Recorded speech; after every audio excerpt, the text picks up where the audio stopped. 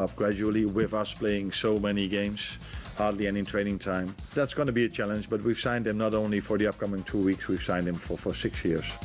Isak's replacement at Newcastle, the 2-metre Messi Nick Voltemade, could well start though. Eddie Howe's been impressed with him so far. He's got a great nature, a great character. He's very calm. He's gone straight. Republic of Congo. Meanwhile, it's not a good day to be a hamstring. We understand Liam Delap will be out till December with the injury suffered against Fulham, whilst Ola Aina is out for the next 3 months for the same reason. He won't feature in the new Big Angira at Forest, which gets underway live on talkSPORT against Arsenal tomorrow. The Athletic's Paul Taylor told us what his biggest task will be heading into that fixture. I'm not sure the opposition is entirely important. I think what's important is that he gets his message across very quickly. He's only had a few days on the training ground this week to try and implement his ideas and ethos, which are going to be very different from Nuno's. There's going to be a different style of play, a different mentality. For all the analysis on whether Ange Ball will work at Forest and what he's told talkSPORT about his new job, listen to our Big Ange special on the talkSPORT Daily podcast.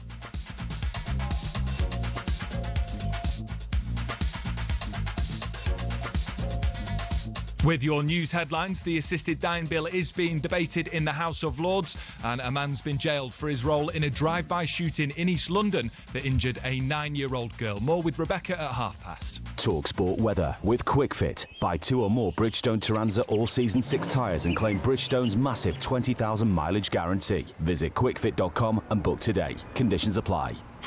Scattered showers heading east through the day, turning heavy with a risk of thunder. Cool and breezy for the rest of us. This is the talkSPORT Goal Show. It's the show for the fans. It's done by the fans. Yes! Oh! Oh my God! Yes! Yes! Yes! He is an unlocker of defensive back. If you've got a problem or something to say, You don't have the right to say anything about something. I do. this nonsense kills the game.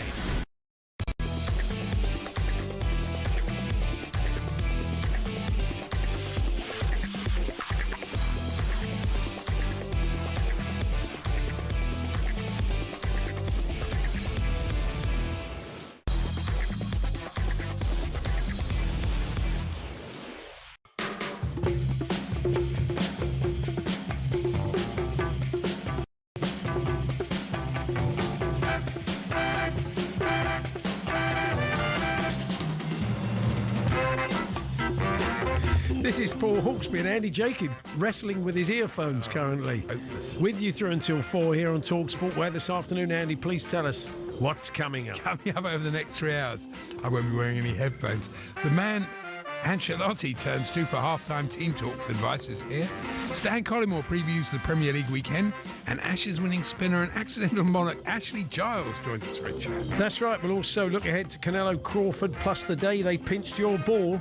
And we'll speak to the world record holder for running across Lego bricks live from New Zealand. Painful. There's all this plus the clips of the week, the Fools panel, and Philly's Karen speaks out in Todd Macklin's American Sports Roundup. Yeah, she's been one of the names on everyone's lips in American sport this week as Philly's Karen. If you don't know the story, stay tuned for Todd at around 3:15. It is 4 minutes past 1. Good afternoon, everyone.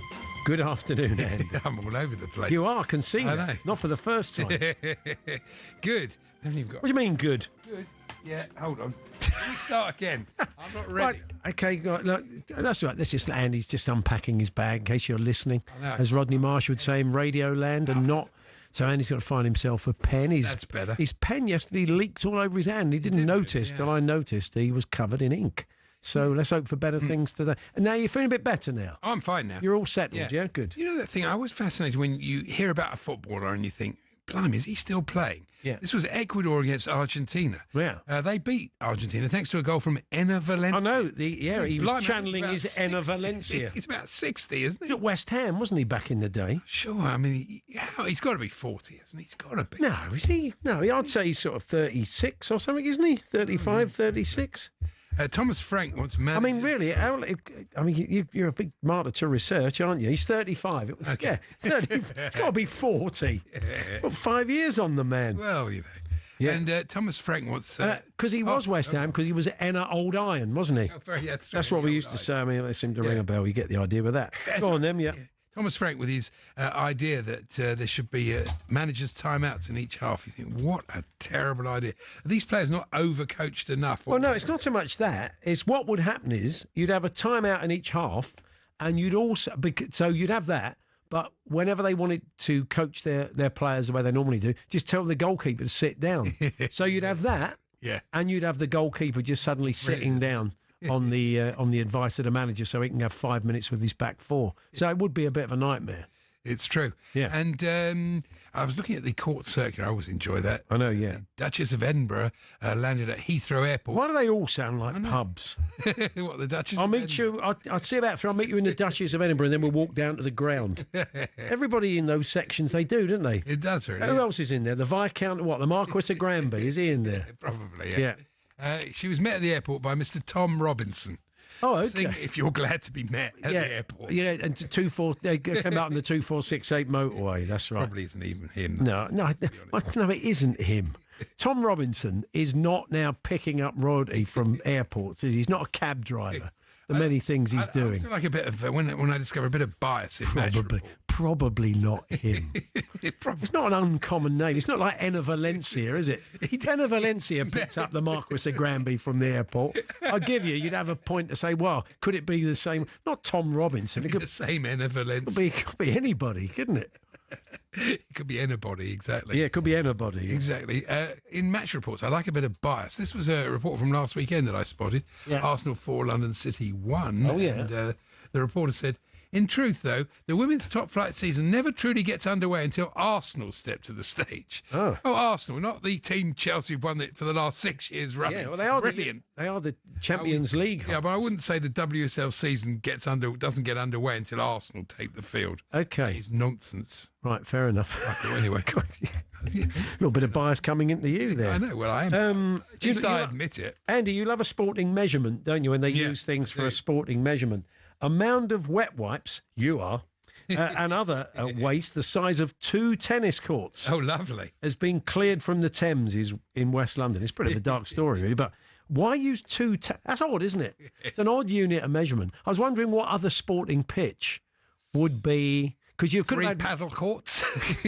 The size of 3 paddle, that tells you where the way tennis is going, doesn't it? It is. They probably dug up the tennis courts and turned them into 3 paddle courts. That's true. Anyway, it was a mound of wet wipes. 2 squares. Has anybody ever nicked your ball? Matt Fitzpatrick reckons it did him a favour. Oh, yeah, somewhere. Playing at Wentworth on the 18th, he was. And he had a ball, they couldn't find it. But a couple of kids were spotted going sort of into the bushes and giggling, coming out with a golf ball. And maybe he'll get his own detective series, but Matt Fitzpatrick thought to himself, that's probably my ball. Anyway, he thinks it did him a favour within the confines of the match. But having your ball nick's never good, is it? No, really? It's not. Kids shouldn't be doing that. No, they shouldn't be. But have you ever had your ball nicked? And in what's one of the best ones we ever had was 2 years ago on the Friday night kickabout when we were doing that. And somebody phoned in. It was a police officer who'd been playing in a football match at a sort of Market Road in Islington, like having a sort of scratch game among all coppers, right? Yeah. 2 lots of coppers playing. And the ball went over the fence, and it was quite a decent new ball. And a bloke stopped on a motorbike. And I said, "Here, mate." And he looked at the ball and thought, "Aye." Stuck it in the old box on the back of his bike and rode off. 22 coppers plus subs, not one of them got the number plate. Oh, brilliant. It was great. That's good. So, anyway, did anybody ever nick your ball and in what circumstances? TalkSport.com, text 81089. Not too dark, obviously keep it light for Friday afternoon. TalkSport.com, text 81089, tweet TSH&J 03717 223344. Now, Gary Lineker, we saw he won that award. Well done to him, yeah. Television award. It's voted for by the viewers, so you can't argue with it. Yeah. And, but not everybody's happy about it. This bloke wrote to The Sun. He said, "I can't believe Gary Lineker's won this award." Blah, okay, blah, yeah. blah. And it comes from somebody called Granville Staff of Hoddleston in Lancs. I think, is that a person or a workforce? Yeah. The entire Granville staff aren't happy. They've decided to have the Champions League at the Metropolitano again. Yes. I can give you a little bit of an experience of that. If you were a Liverpool fan, you were laughing because you all came out of the tube station right next to the ground. Us Tottenham fans, in a fantastic display of UEFA's brilliance, kicked us out at another station. There was no signage, no stewards, and in the end it was just Tottenham fans on their phone saying, I think if we turn left here, basically you weaved your way for a council estate. You had to weave your way for a load of houses, then you had about a mile walk along a road that they'd at least closed off to most people. So, maybe some better signage next time they're back in Madrid at Atletico's ground. And also, just some stewards, just some people to point you in the right direction. It was pretty ropey, but it's a good stadium. There's no arguing with the quality of the stadium despite the result. Anyway, anything else, Andy, you want to share with the class? Yes, I quite like this story. Where is it? This letter. Somebody said John Lamond wrote to the... John Lamond? Yes, that's his name. Oh, yeah. From Workington. He wrote to the Star. He said, who in football really believes Newcastle striker Alexander Isak is worth 150 million? They didn't pay that. They didn't pay that. When Arsenal got Eberechi Eze for less than half of that, you think, well, it's not quite the same thing. You're not really comparing eggs with eggs, are you? No, you're not comparing eggs with it. You can ebs with eggs. You're not, are you really? No. So anyway, we're going to kick off today talking a bit of boxing. Good. We've got Canelo Crawford tomorrow, which is a fascinating fight. Yeah. It's going to be on Netflix. I know. Which does open it up to a fair few more people, because I would imagine more people have got Netflix than they have maybe some of the other streaming services that show boxing behind a paywall. The trouble is, I went the last fight I watched on Netflix. I stayed up for, or woke up in the middle of the night for, was the Logan Paul or Jake Paul. I can't remember, against one of the Tyson. Pauls. One of the Pauls against Mike Tyson. It was such a waste. It was of Jake. time. Yeah. Waste of time, really. So I mean, your policy might be better. You're not comparing eggs with eggs, really. This is Canelo Crawford. Oh, no, this is two great fighters, or a freak show. Yeah, that's true. So, I mean, I think I plan to watch it in the morning. That would make more sense, and try and not know the result. But because I would imagine anyway, Addy will tell us. I would imagine it won't get underway about 4 o'clock in the morning. But Addy Oladipo is going to join us to give us his thoughts on the fight, what makes it interesting, and it is good, really, that Netflix are across this currently. It maybe will open it up to a few more people. Eamon Devlin's going to join us. He's from Minute 9. He's the founder of the company. Fascinating background he's got. He's worked with so many people in football, including Carlo Ancelotti. And he just allows managers and coaches to communicate better with their players, whether that's at halftime or at other points of matches or team talks. But it's a fascinating life he's had. The survey in the piece was very interesting. And some of the things you think might happen at halftime don't happen. Yeah, that's right. He talks about the things, your expectations around what a halftime team talk should be, and what actually is the best way to deliver them. And a lot of people, I think Brighton are one of the latest clubs to have tuned into what he's doing. He'll tell us more about that. And the great Ashley Giles will join us, former England spinner and the director of cricket for England. The King of Spain and I is his book. Mm-hmm. I'm sure you know the story of why he's known as the King of Spain. If you don't, we'll reprise it a little bit later on. Also joining us today, Stan Collymore, looking ahead to the Premier League weekend. We'll have a Falls panel. Jim Proudfoot, our commentator, will join us for that. We'll look for one of you to join us as well. I'll run through the games a little bit later on. And we'll have some clips of the week. Todd Macklin will join us. And we will salute the record holder, Gabrielle Wall. We'll head to New Zealand. She ran over 100 metres of Lego bricks in 24.75 seconds. She's a mum of two, so she's probably had a lot of practice.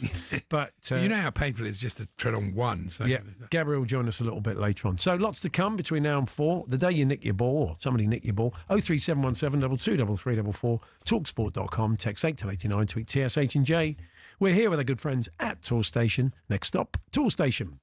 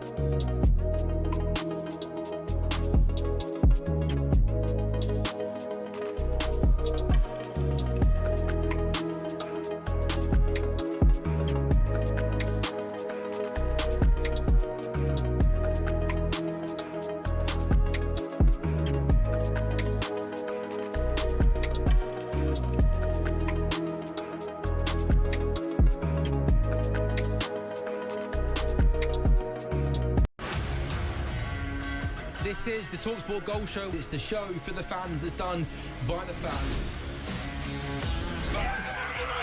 Yes! Oh! Oh my God! Yes! Yes! Yes! He is an unlocker of defences. If you've got a problem or something to say, You don't have the right to say anything about something. I do. This nonsense killed the game.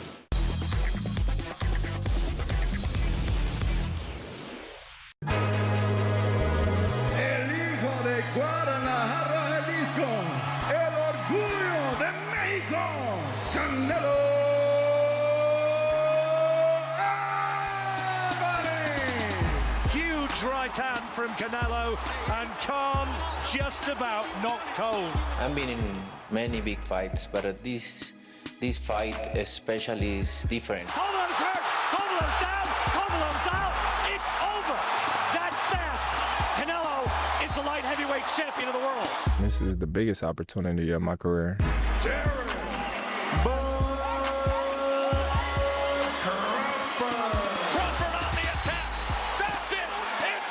You might have better skills than me, you might be faster than me, but I'll beat you up. Enjoy this fight because it's huge. Talk sports. Let's talk sport. Yes, absolutely massive fight this weekend. Canelo Alvarez, Terence Crawford battle out to become the undisputed super middleweight champion of the world. Our team in Vegas will keep you updated from a busy fight week with daily updates, interviews and exclusive content. You can keep right across Canelo versus Crawford this week on YouTube and the talkSPORT Boxing YouTube channel. Adam Cattrall and Gareth A are out there, of course. One of the big names out there too in Vegas, none other than legendary British heavyweight Lennox Lewis, who gave his thoughts on the fight. He can do it. I think coming up 3 weight classes is quite a feat, and only the few can do it. I think he's definitely capable of doing it. Like I said, he's kung fu to me. You know, he's like, everything he does is kind of like martial arts, way he moves and way he punches. And he's a terrific fighter, strong fighter. Not only like, he looks skinny, but he's strong as well. It's an interesting battle. It's going to be an interesting battle. I think if he can keep Canelo far out and he moves and, you know, keeps his combination, keeps that right hand in, doesn't get affected by Canelo's body punches, because Canelo, you know, he breaks ribs when he throws body punches. So if he stays away from that, he should do well. The great Lennox Lewis there chatting to Gareth A. Davis and Adam Cattrall over in Vegas for us. I think it might be worth stripping this fight back, because there's a lot of people who are probably going to tune in to watch it that maybe don't pay for streaming services. They like boxing, but they're not the biggest boxing fans, but they've got Netflix. And this is an opportunity to sell it to them. Not that it needs selling to boxing fans, but anyway, Adi Oladipo joins us now, talkSPORT boxing presenter. Hi, Adi. Hello, gents. How are we? Yeah, we're good, thanks. So let's say, you know, you're kind of somebody who likes a bit of boxing. You don't know much about these two. So let's take it right back and say, what is it about this fight that makes it so special and the two fighters involved? You're talking, and I think you're talking about two of the best fighters probably ever. I think when it's all said and done in 20 years' time, you look back, you'll talk about Canelo and Crawford. What we don't have in boxing all the time anyway, at least, and I think it's got better, is the best fighting the best all the time. And I think fans scream at that. So this is the opportunity now. This is two fighters that, again, definitely alongside Alexander Usyk, the best of this generation, going at each other. And it's intriguing because you've got Terence Crawford jumping up in weight. You've got Canelo, who, although the bigger man, when you see those two together, there's not too much size difference. Canelo, arguably, alongside Julio Cesar Chavez, the greatest Mexican of all time. And Terence Crawford bidding to become one of the greatest fighters of all time. So there's so much intrigue, there's so much on the line. And then it's in a stadium, the Raiders Stadium. So you're going to have 70 or 80,000 packed into the stadium as well. And a lot of the big fights most recently have been in Saudi Arabia. They've been in London, obviously the Tottenham Hotspur Stadium, Wembley Stadium. We haven't really seen a big fight in Vegas for quite a while. So the Vegas fans have been sort of waiting, biding their time for something big. And they've got something very, very special in the early hours of Sunday morning. We talked about that weight jump, and I say Lennox was talking about it there. How significant is that? I think he's had one fight at 154 pounds, which has kind of bridged the gap to an extent. Is it something we should be concerned about? Again, fight fans who don't follow it maybe in any great detail might be thinking, or is this a kind of Eubank Ben situation where someone's trying to make up and it could be dangerous? Is that the issue here or not? I mean, it could be. I mean, they do say there are weight classes for a reason. And although Canelo himself started at a smaller weight class, Canelo's been a super middleweight, 168 pounds for the best part of 6 years. So he's naturally that size, whereas Crawford had to pack on the size. So although we're going to see him in a few hours weigh in and they're going to look similar, one's had to pile on the pounds to make the weight and one just walks around at that weight. Canelo's a lot stronger than Terence Crawford. Terence Crawford used to fight 135 pounds, and over the years he's put on the size and gone up, whereas Canelo's just been that guy for years. So it's significant. It's significant. If this gets into a brawl, you have to favour the bigger, stronger, natural super middleweight. But if this is a boxing match and they say skills pay the bills, that's where Terence Crawford's maybe lighter weight and speed could come to the fore. Are they both unbeaten? No, so Canelo's lost twice. So he's lost to Dimitri Bivol, who I think is the best light heavyweight, one of the best fighters of this generation as well. And he lost to Floyd Mayweather when he was very, very young, so when he was 23. So he's lost to two all-time greats, whereas Terence Crawford's unbeaten. Terence Crawford, I think, is 41-0, which is ridiculous. It's an incredible record.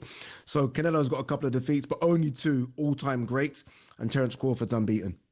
There could be more eyes on this than a title fight for many years, simply because it is on Netflix, and I think they've got commentaries they've got Mexican, obviously Spanish commentary and German commentary, etc. So it's going to be global. It's going to be a huge TV audience, isn't it?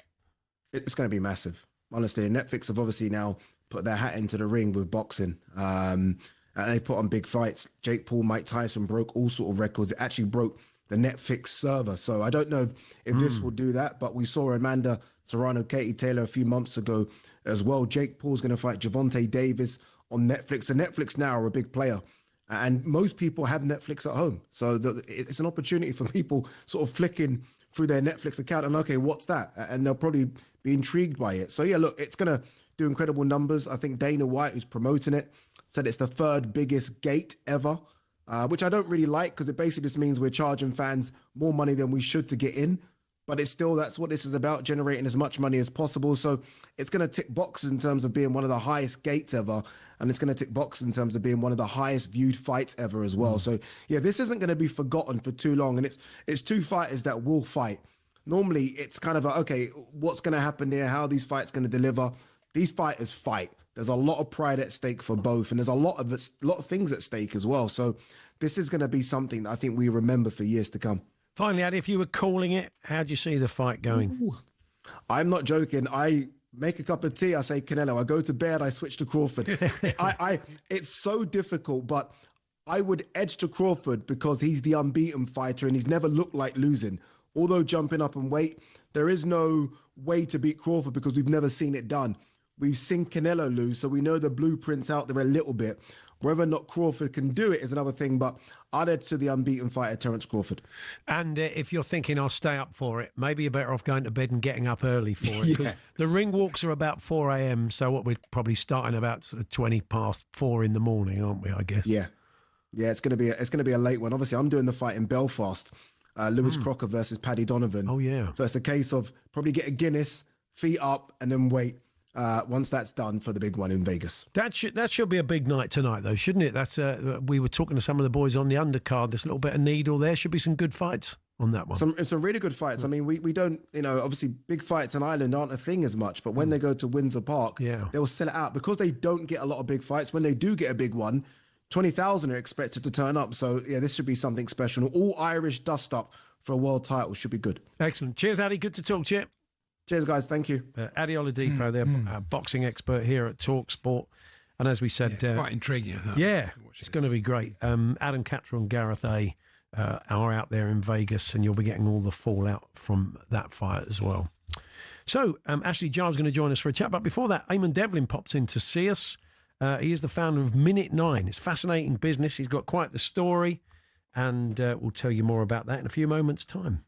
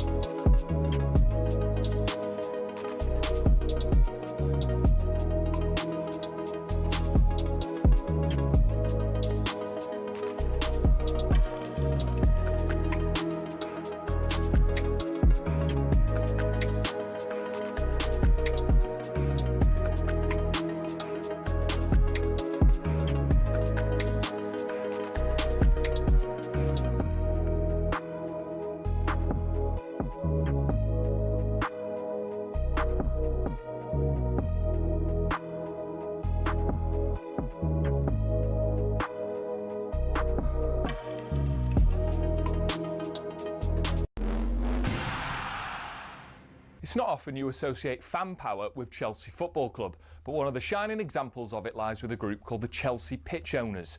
And they've proved to be the thorn in the side of owners past and present who've been dead set on moving stadiums to a larger, more lucrative piece of land. Essentially, the supporters group holds the freehold to the land on which Stamford Bridge sits. Former owner Ken Bates set it up at a time where some unruly property developers tried to evict the club from their ground. In order to prevent this, he established the CPO as a company that owned the pitch and offered the fans the chance to buy a share for £100.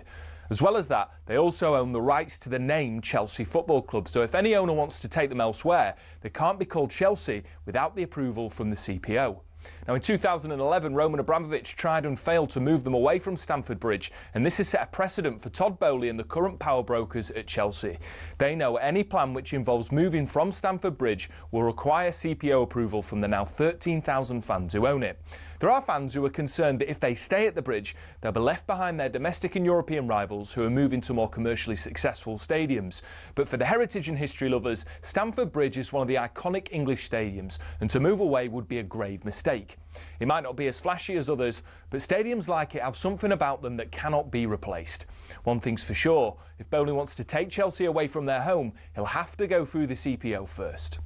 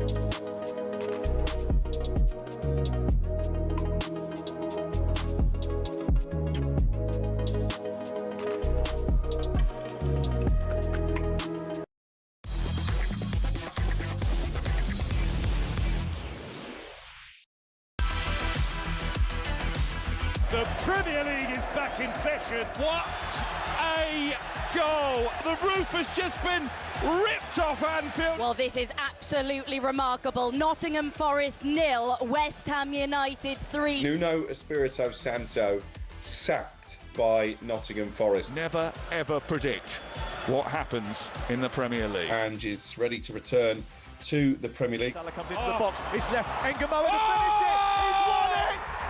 Rio Engamoa, the teenager. In comes the corner. It's flicked on at the near post, and João Pedro is there to head it in. It is Sunderland 2, Brentford 1. Daniel Levy has stepped down from his role as executive chairman after nearly 25 years. Now Haaland on the turn. Of course he scores. This is the Manchester derby. Oh, and he's put it in the back of the net.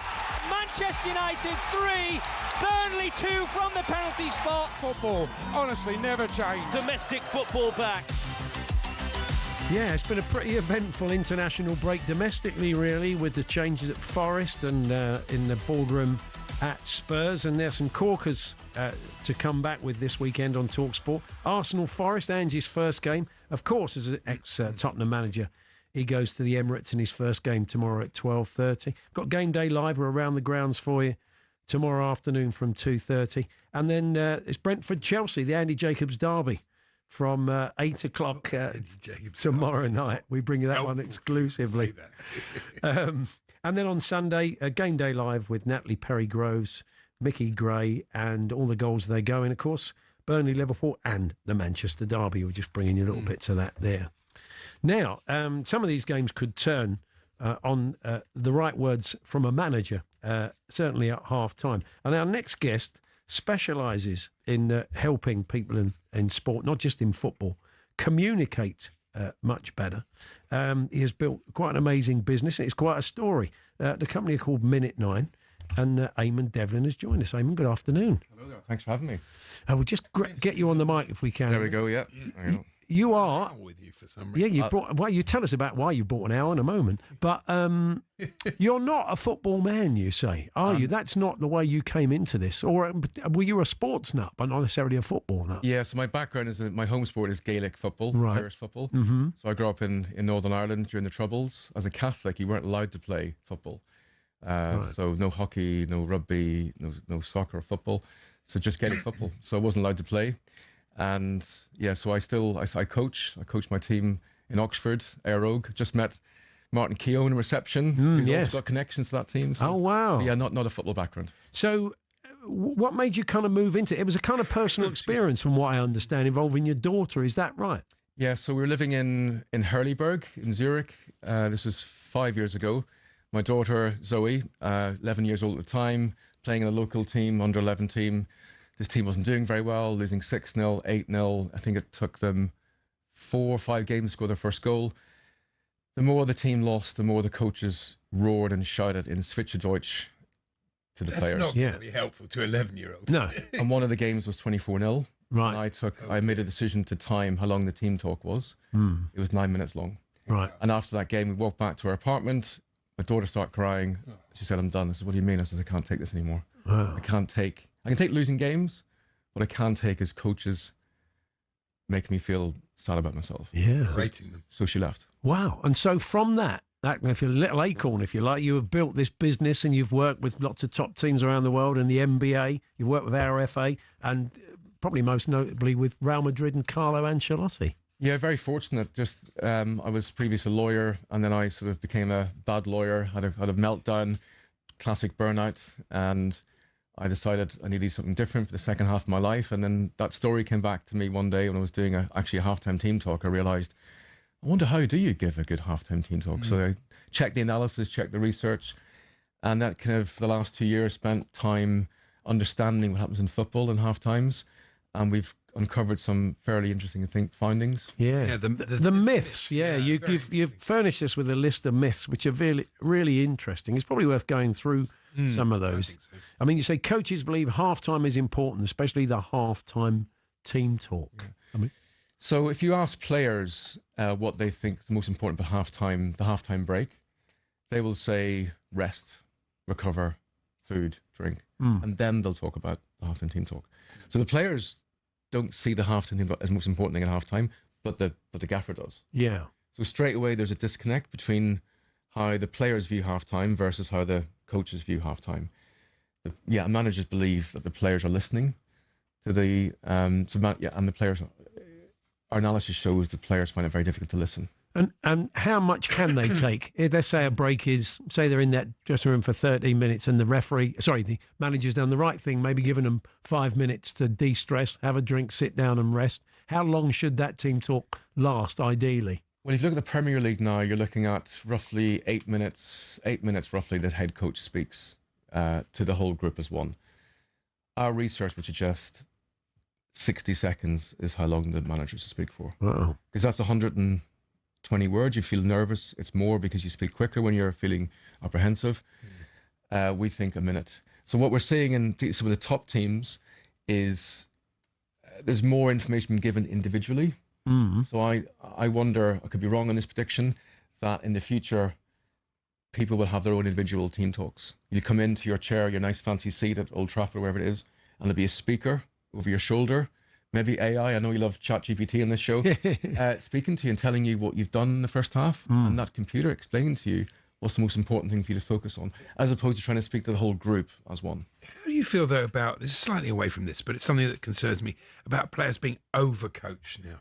You know, they don't feel free to express themselves. There's so much of this, keep the ball, play it backwards, don't try anything. That drives me mad there. I'm not sure that's... So if you had somebody at half-time telling you what to do, it's like even more the players won't be able to actually do anything themselves. Well, if you listen to... So the average in Prem Manager now is dishing out 22 messages at half-time. Players have told us privately they just feel overloaded. And so if you add in the pre-match meeting, which is another 20 minutes of basically a lecture, it's not a meeting at all, it's one-way traffic from the coaches to the players. From the sideline as well, you've got information coming on from everybody almost in the technical area. So there's a significant issue with information overload. And players never take any notice. I've sat behind dugouts in South American football and at Brentford, and the managers come on and they're shouting away. You can see the players aren't even listening. They can't listen. They can't even hear them. What I've learned the hard way is that a lot of it is for the cameras. Yeah. And then you've got documentaries. People feel the need to kind of do this to show us. So we just say to coaches, who's this? Before you speak, who's it for? Yeah. Really, who's it for? Is inspiration part of it, Eamon, or is it really should just be about getting information across? They're really clever coaches. You mentioned something like Ancelotti is both father and son, I would say. But we work with Brighton a lot. Fabian is very good. So their ability to, well, we call it the record analogy. Every good coach should have 3 or 4 records in his or her back pocket. Yeah. And when they walk into the room, they know which record to play. But they have different ways of doing halftime. And one of them is definitely the inspirational one, where they find a way of telling a story just to try to lift the mood of the group and not worry about the tactical board for a second. But most coaches, particularly in football, they just love moving magnets around the board or showing lots of clips. Sometimes the players don't need more information. They need to be hugged, metaphorically. Yeah. 20 years ago, I was assistant manager of an amateur team. I had to give a half-time talk when they were losing. And I just said, the other team are laughing at you. It seemed to work. And that's all you said? That is brilliant. Because it's memorable. You know, and what you're trying to get is an emotion out of those players. Because you've realised that... So we would argue to coaches, if you're losing 3-0, say Spurs are playing Tottenham. Sorry, Spurs are playing, I lack of football knowledge. Yeah, there we go. Playing Chelsea. Forgive me. Yeah, and you're losing 3-0. And we would suggest maybe to Thomas Frank that do the players really need more technical information? Maybe there's a belief issue. Yeah. We would then strongly recommend you go in with the emotional for the inspirational side of things. And it could be along the lines of, guys, I think this game is lost today. We're at Wembley today. Yeah. I actually think we've lost the game. They're too good for us today. But now what's at stake is your character. Because you've made the decision to give up. Yeah. Now, do you want to finish that game that way? I can't do this for you. I look forward to seeing your decision at the end of the game, whether or not have you given up totally or have you fought for your position. What did you make of Phil Brown's decision all those years ago with the whole players to have a half-time team talk on the pitch when they're having I'm conflicted on that. I think it's in terms of innovation, it's off the charts. Yeah. But also, I would argue who's that for?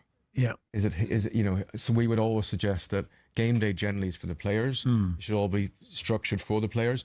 I think that was more for his own ego, I think. I don't know the man. You think of great fight backs in games, and you probably do think of the miracle of Istanbul, Liverpool v Milan. You do have some insight into what happened in that 2005 Champions League final at half-time. Yeah, so 2 years ago, getting to football, I was told you need to understand football a bit better. I was told to listen to talkSPORT, it's a true story, and listen to meet Michael Caulfield, and then analyse some well-known games, and one of them was certainly the 2005.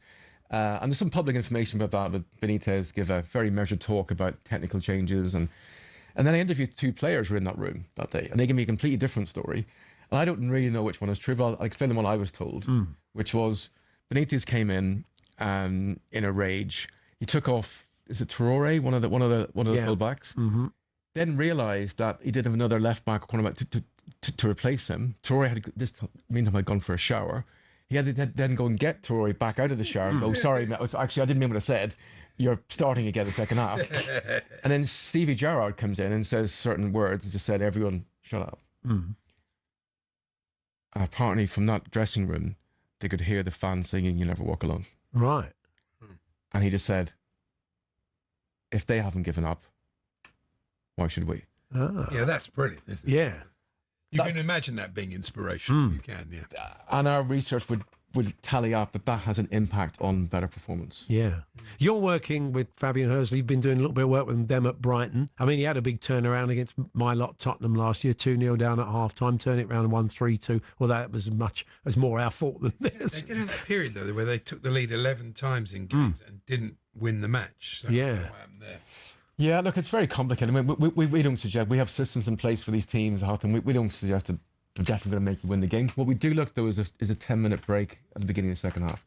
We look at sprint times, we look at how often you give the ball away, we look at certain, we think that's can be impacted by the half time. Yeah. Yeah, these big teams, including Brighton, they've got big challenges with a number of different cultures, different languages, public knowledge. Brighton's got 22, I think it is now, different cultures, which equates into 15 mother tongues.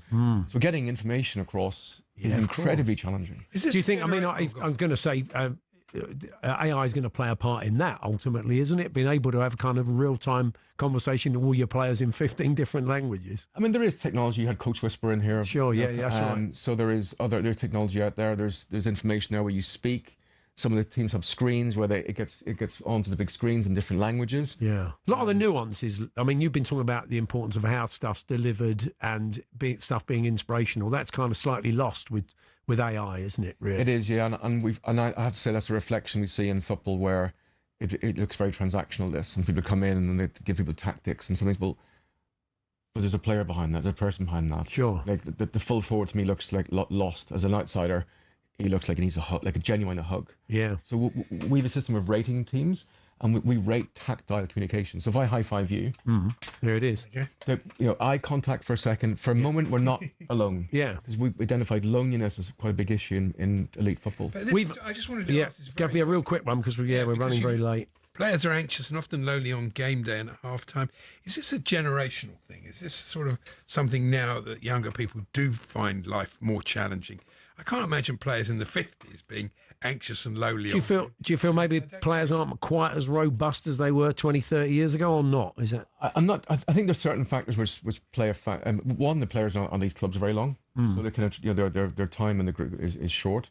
I think this multicultural dimension is, I think, an issue for these elite teams because it's harder to gel into one big band. Sure. And there's also the fact that, my understanding, these players don't seem to socialise very much with each other, and also they can't go out with each other. Yeah. I heard a story that one team, well-known Prem team, that had their Christmas party, but they all dressed up as Father Christmas, so that in Newcastle one night, so no one would know who they were. But it's just an example how they can't release publicly. So they've had that now with Voltemade. You're going to see him dressed as Father Christmas. You're going to know it's him, aren't you? Let's be honest. Definitely.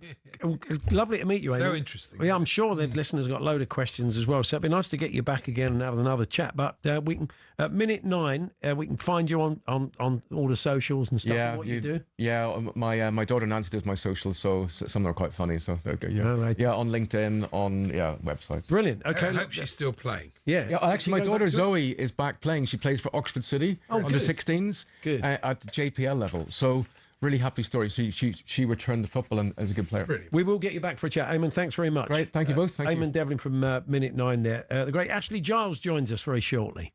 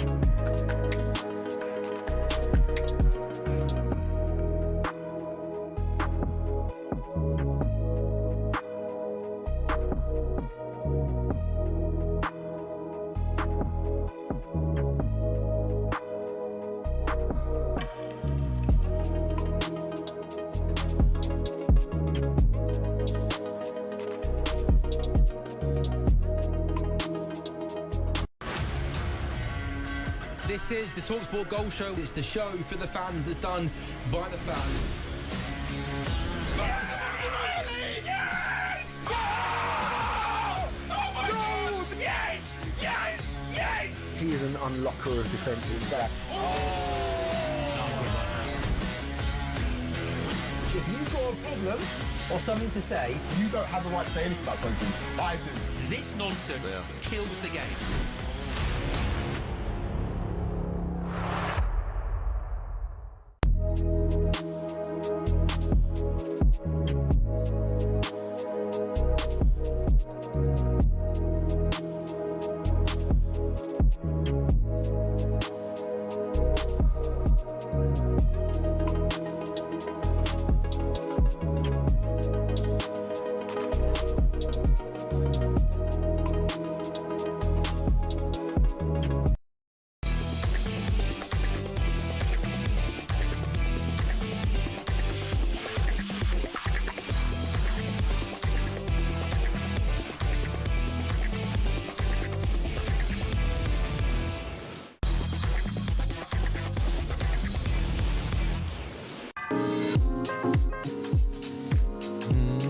Hawksbee, Andy Jacobs here on talkSPORT. Former England spinner, one of the heroes of 2005 and a director of cricket for England.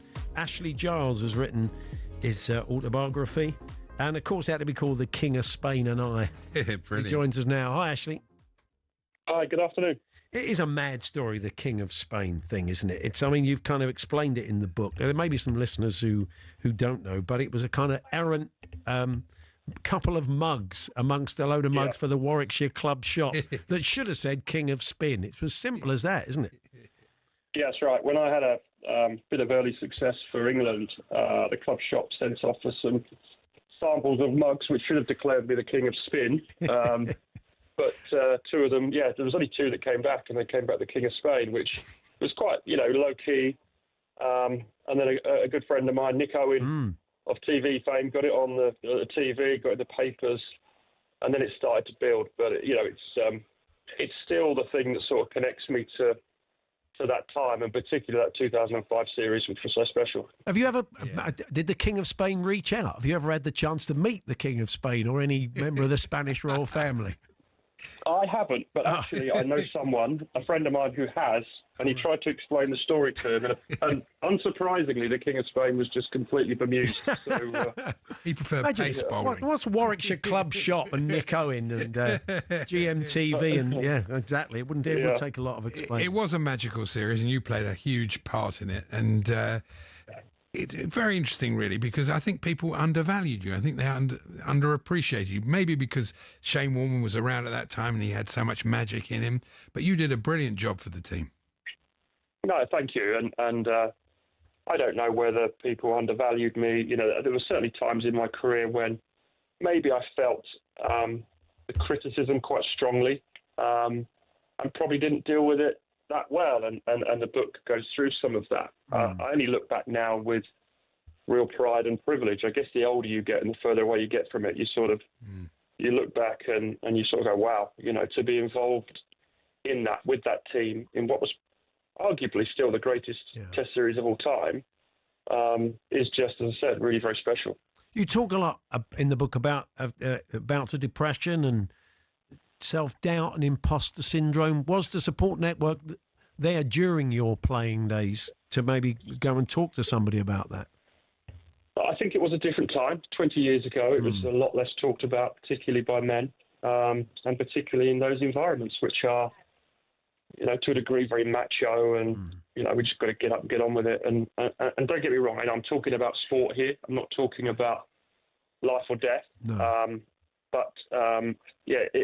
For example, one of my best mates is Michael Vaughan, the captain. So for me to sit and talk to him about it was sort of, it's probably not the best idea when he's picking the team. Yeah. But nowadays there are much better support systems there for people, which is, absolutely spot on. So when you got into an administrative role, you were aware of that, and I'm sure you made sure there are things in place if players did want to have the chance to talk about their issues. Absolutely. Yeah, and I hope it's now become very normal. I think everyone struggles at some point, and my point of the book is, again, whatever struggles I've had, I've not got a monopoly on that. Everyone struggles in every walk of life, and some people just struggle to get out of bed. And what I wanted to do is to be able to talk about it and share it, so that the conversation is there and more people feel free to talk about it. You bowled some magic deliveries in that series, as well as containing and doing your job. But your batting was really important, wasn't it? And I think Matthew Hoggard was talking about that. I think he shared a great moment with you, and he was writing about it in the paper this morning. Yeah, we shared a great moment at Trent Bridge when we got the team over the line in that win there. But actually, I got 7 not out at Trent Bridge, which was a very important 7. Yes. But probably the innings at the Oval when I batted with Kev for 3 hours to save that game, that was probably the most important innings of my life. And in some ways as well, I probably had one of the best seat in the house for one of the greatest Test innings of all time. When Kev was smacking it all around the Oval, and it was nice recently. He reflected and said, it's probably the coolest few hours of his career, batting with me at the Oval at the end of that Test match, which is really nice. Our own Andrew McKenna tells us 20 years ago to the day that series ended. This is the anniversary. Wow. Ashley, I had no idea. It's amazing. Yeah, a very special day. It was one of those days that could have gone both ways. It was the best and worst of days, because at one point it looked like we might lose the match and hand the Ashes back.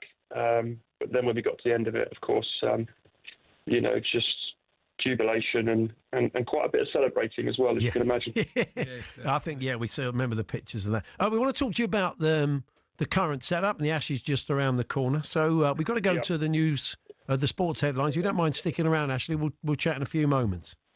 No problem at all. Fantastic. Ashley Giles is with us. We're chatting about his autobiography, The King of Spain and I. And we will look at the Ashes just around the corner and other matters with the former England spinner in a few moments' time.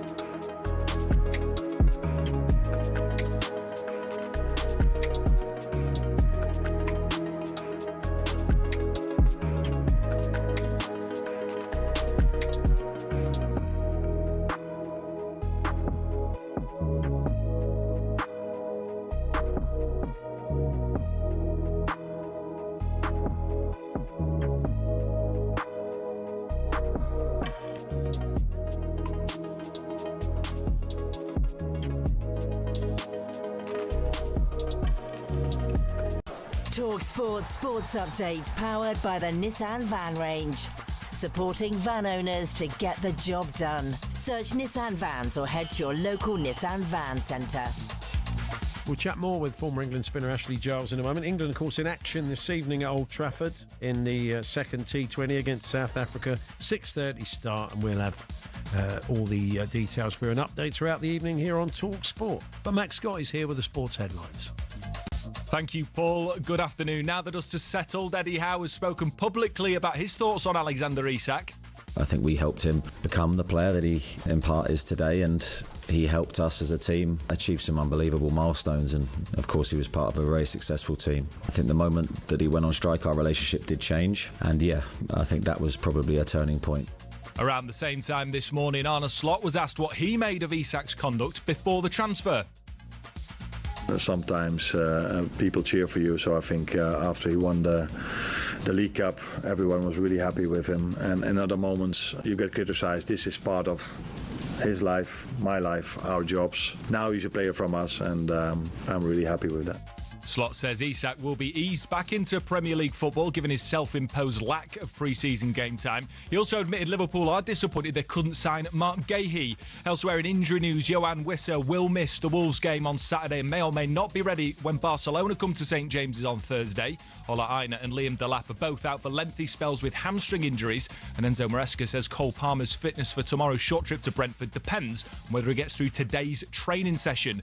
And ahead of the Manchester derby at the Etihad on Sunday, Fergie's former right-hand man Reddy Mullenstein has implored Amorim to play a 4-3-3 with genuine wingers. I think if you would have said, listen, I love to play 3-4-3, however, I need to have a good look at, obviously, the players, the squad that have got the league, and I might have to tweak it here and there. That would have given him far more flexibility, but he keeps sticking at it, and he has obviously got reasons for it, but only the results and wins will help convincing people that that's the right way forward. Yes. 3-4.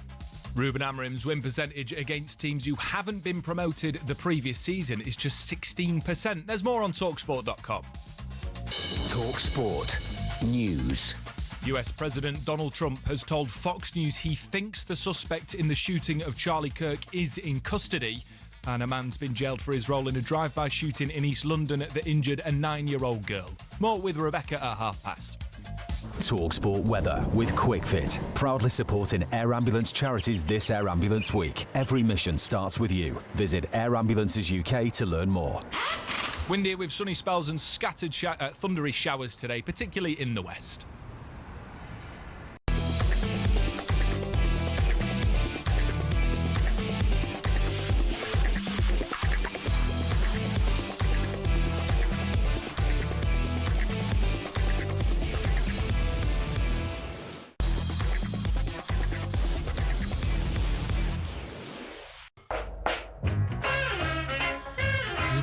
Good afternoon, Paul Hawksbee and Andy Jacobs here on talkSPORT. In the second hour today, Stan Collymore joins us to look ahead at the Premier League weekend. We'll have a Falls panel, and again, I'll run you through the games very shortly. We're bringing you so you can get involved.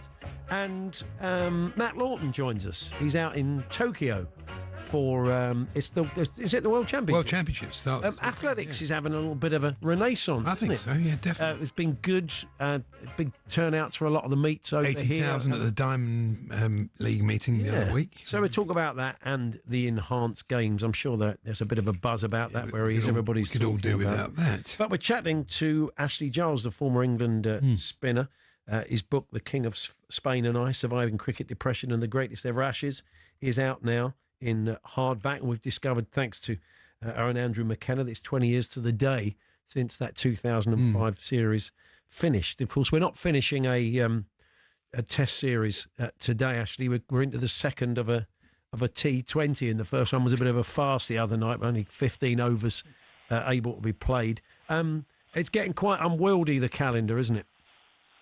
Yeah, the schedule's really busy, and particularly with the amount of high-pressure cricket that has been played and is coming up with the Ashes. It's difficult for all the players, and the most important thing is you want them to get to that Ashes fit, healthy, and fresh as they can be. I watched during the break there, the news break. I watched you take 5 wickets against the West Indies, including Gale, Lara, and Chanderpaul. Not a bad haul, really. No, that's quite a nice selection. Was it in black and white? No, it wasn't. No, it was a good day, that. Yeah, I did enjoy that. Anytime you get Lara out, you enjoy it. Yeah, absolutely. What about our current spin options heading into the Ashes?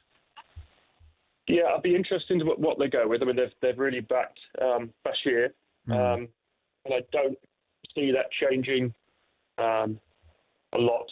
And I think he's got a good future ahead of him. But bowling spin in Australia is tough. I mean, Nathan Lyon's done it better than anyone for Australia, but most overseas spinners have always struggled when they've gone there, whether it's an attacking role or a role, I played at times, which is trying to just stem the flow and tie things up. That could also be an important role during this Ashes. And, of course, you played with Andrew Flintoff in that historic series, and I'm sure you've seen some of his programmes. It's amazing, really, what cricket's done for him since his accident and what he's done for young people, getting them into cricket. It's pretty inspirational. Yeah, absolutely. I mean, the accident that Fred had, it's just horrendous. And most importantly, it's great to see him make a recovery, a physical recovery. And what he's doing in cricket now, it's great to have him back involved in the game, because for a long time, I think he almost fell out of love with it. But he's back in now and he's doing good things, and long may it last. Yeah. You don't doubt we can do well in Australia in the Ashes if everybody stays fit. If we can get Mark Wood fit and firing, Jofra can stay fit. Bowl like he did last week. Yeah, brilliant. And Ben Stokes can do everything that he does to bat and bowl. Then I think we've got good players and we have a good chance. Absolutely. I think we've got as good a chance as we've had for a long time. We've only won once in Australia in the last 40 years. So, the percentages aren't great, but there are so many moving parts to this, as you say, and particularly keeping our pace bowlers fit, keeping Stokes on the park. But they have the same issues. Cummings has just got injured for them, and he's such a key player for them, and their bowling attack is by no means old, but it's starting to age. And if they lost a couple of their bowlers, they'd also struggle. So I think what will be great for all of us if both sides get to start line with all their players available, and we can see a really good series. Yeah, you always think those three bowlers are so important, but if one of them's missing, Boland, he's really effective as well. So it's never easy to win in Australia. You're right. No, it should be fantastic. Well, fingers crossed. Well, Ashley, we wish you well with the book. It's been great to talk to you. Thanks very much for joining us. Thank you so much for having me. Yeah, cheers, guys. Ashley Giles' autobiography, The King of Spain and I, Surviving Cricket Depression and the Greatest Ever Ashes, with a foreword by Michael Vaughan, is available now in hardback. It is Paul Hawksbee and Andy Jacobs here on talkSPORT. And Andy, is there anything you've got for us? Yeah, they played that game yesterday, talking of cricket, the game in the Solent. It's between the Royal Southern Yacht Club and the Island Sailing Club. It's mad. They play this play in water. The game as the tide starts to come in. I suppose it really is. The toss is quite key, isn't it? True. Yeah. Derek Underwood, he would have been sensational. That is uncovered pitches and a half, a wet top. That would have been fantastic. Do you know one? I don't actually. Does it say? No. I think they all had a good time, I think is the answer. I'd like to bring some emails, but I seem to have lost the emails in front of me, so we can see if we can get those back for you a little bit later. I've got a reader's offer. I love these claims in reader's offers. This is for it's a lovely fleece. Oh, yeah. It's like a kind of fleece waistcoat. It's very thick. A fleece waistcoat? Yeah, it's almost like a sheepskin. Like the sort of thing that Gareth Southgate will wear as he gets very old. Probably, yeah. It says, the quality is excellent. It's so warm and cosy. Yeah. Ideal for the colder days. I mean, not for a heat wave, then. So daft, isn't it, the claim?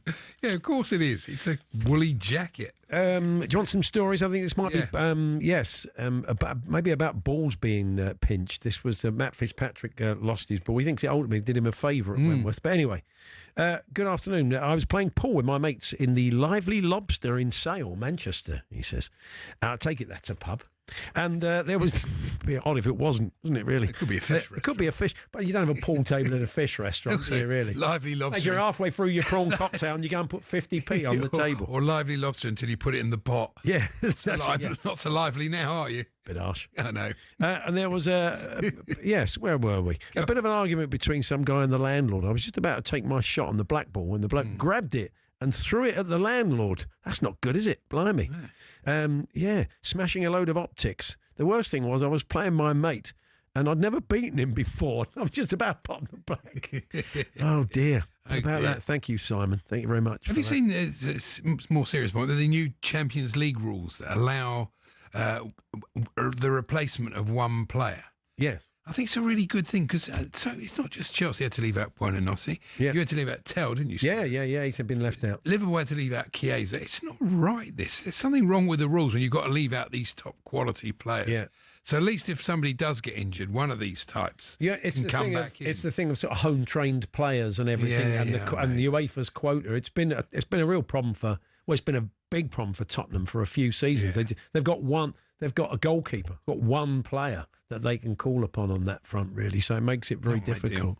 I mean, you're in better nick than that. You've got quite a few home, but you've got so many players. That's probably why Buonanotte's missed out. Harsh. Well, you have. Oh, yeah. You have got a lot of players, haven't you? Well, yeah. And you brought him in, and he was talking, saying, I can't wait to play in the Champions League. Yeah. Thanks. A magpie on the 14th at Whittington Heath. Super drive by myself, only to be robbed by the swooping bird. Lovely course, by the way, says Tosha on the M62, heading off to Leek Town tonight. Oh, good luck. Enjoy it. Brian Rhodes wrote to The Sun about Brooklyn Beckham. He says if anything goes wrong for him with his new burger joint venture, he could always get a job at McDonald's. I can tell you one thing Brooklyn Beckham will never have to do is get a job at McDonald's, how many times he fails. It could be character building, couldn't it? Pete in Edinburgh has tried to get a very niche, cool topic going because you said earlier on was it well, it wasn't the Marquis of Granby, but someone posh in the Court Circular in the Times was collected at the airport by Tim Robinson. Tom Robinson. Tom Robinson. Yeah, exactly. Tim Robinson's the former Nottingham opener. Yeah, because he got cricket on the brain. I have, yeah. Tom Robinson. So Pete in Edinburgh says, let's have your Tom Robinson band footballers. Sing if you're glad to be Mark Gay.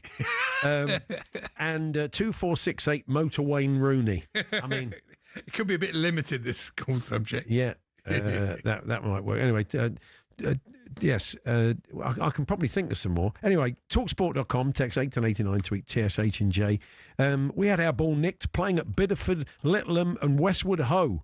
A few years back, a 6 was hit onto a bungalow roof over the road. The owner, who'd had enough of this, placed our ball in a sock and carried out a one-man pitch invasion while swinging it like a weapon, like a sort of cricket version of Who's the Daddy Now?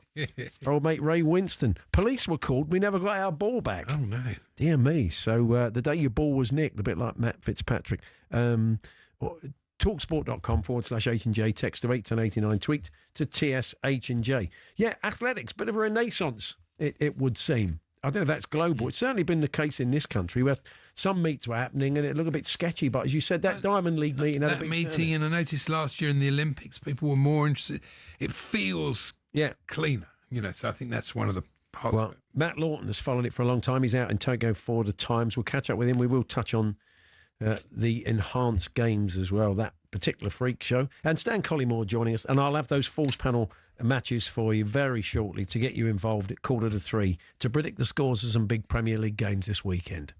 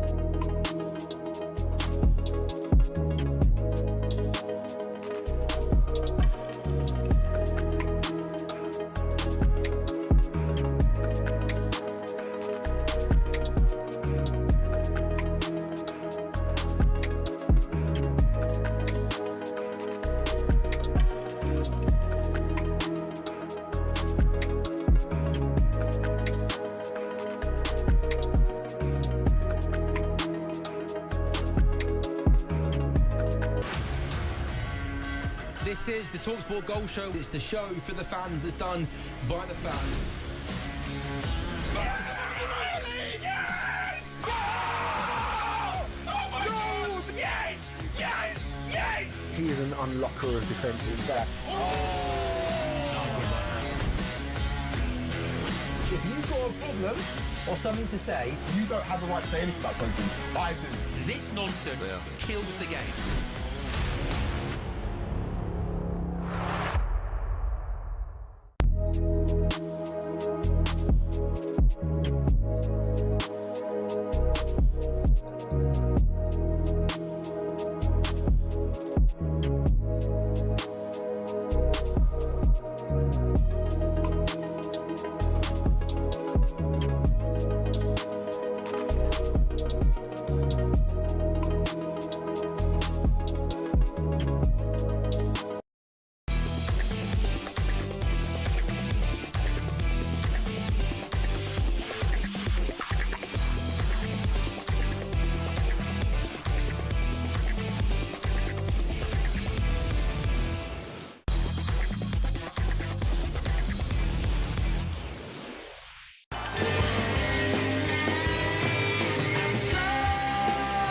So just 1 week to go until we're calling two winners to go head-to-head on air. They'll both score tickets to see Oasis at Wembley for their gig on the 27th of September. But only one will walk away with £25,000 in cash. It all goes down Friday the 19th of September. Keep your phone off mute. You could be getting the call. But first, don't look back in anger. Here's how to enter. 18 plus, UK excluding Northern Ireland. For a chance to win, text the word Oasis to 83338 and you're in the draw. Text costs £2 plus one standard network rate message. You must have the bill payer's permission. Or you can enter for free by calling 0330 880 3338. All entries must be received by the 19th of September at 9 a.m. This is a talkSPORT limited promotion run on talkSPORT, Talk and Virgin Radio UK stations. Full terms and conditions at talksport.com.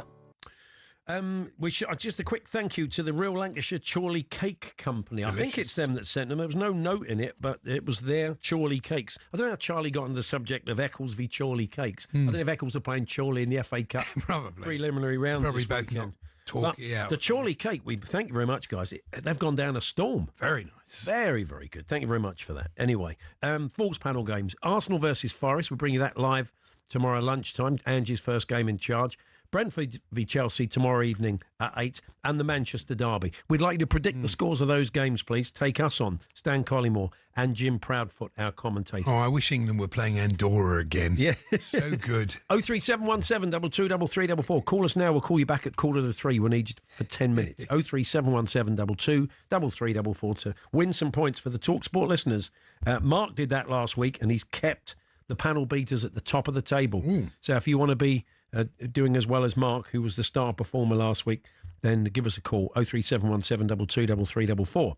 The World Athletics Championships gets underway in Tokyo tomorrow, and we say it kind of feels anecdotally that athletics is getting a bit of a renaissance at the moment. It's interesting you should say, because it feels cleaner, yet in the last couple of hours we've had one US sprinter given a 4-year doping ban. Oh, dear. A man who's watched an awful lot of athletics and is well placed to tell us whether it is having that renaissance is out in Tokyo. It's Matt Lawton from The Times. Hello, Matt. Hi, guys. Yeah, and this maybe we should bring this news there. I mean, it's a bit of a downer, isn't it? On the really the day before it gets underway, Arion Knighton, the US sprinter, has got a 4-year ban.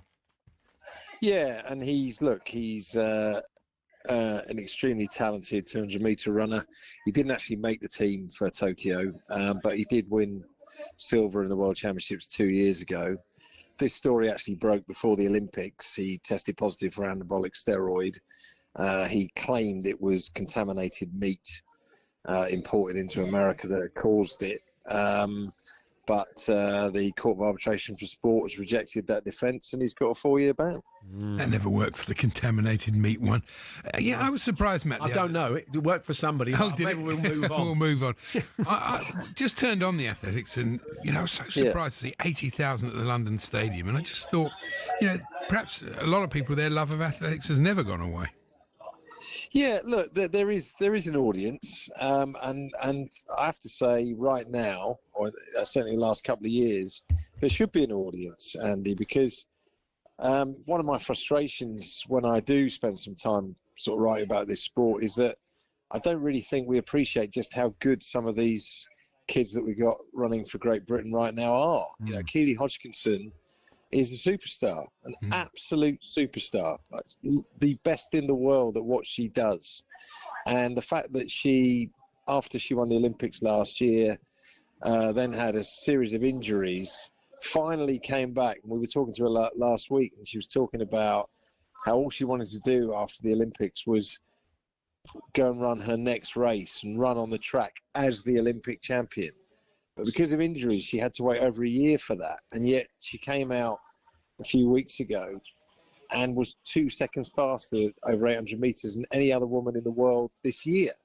Yeah, she's an absolute phenomenon. We give an awful lot of attention to people like Emma Raducanu, and actually, you know, for all that Raducanu has achieved, Keely Hodgkinson is far more successful, far more consistent, and I would say more talented.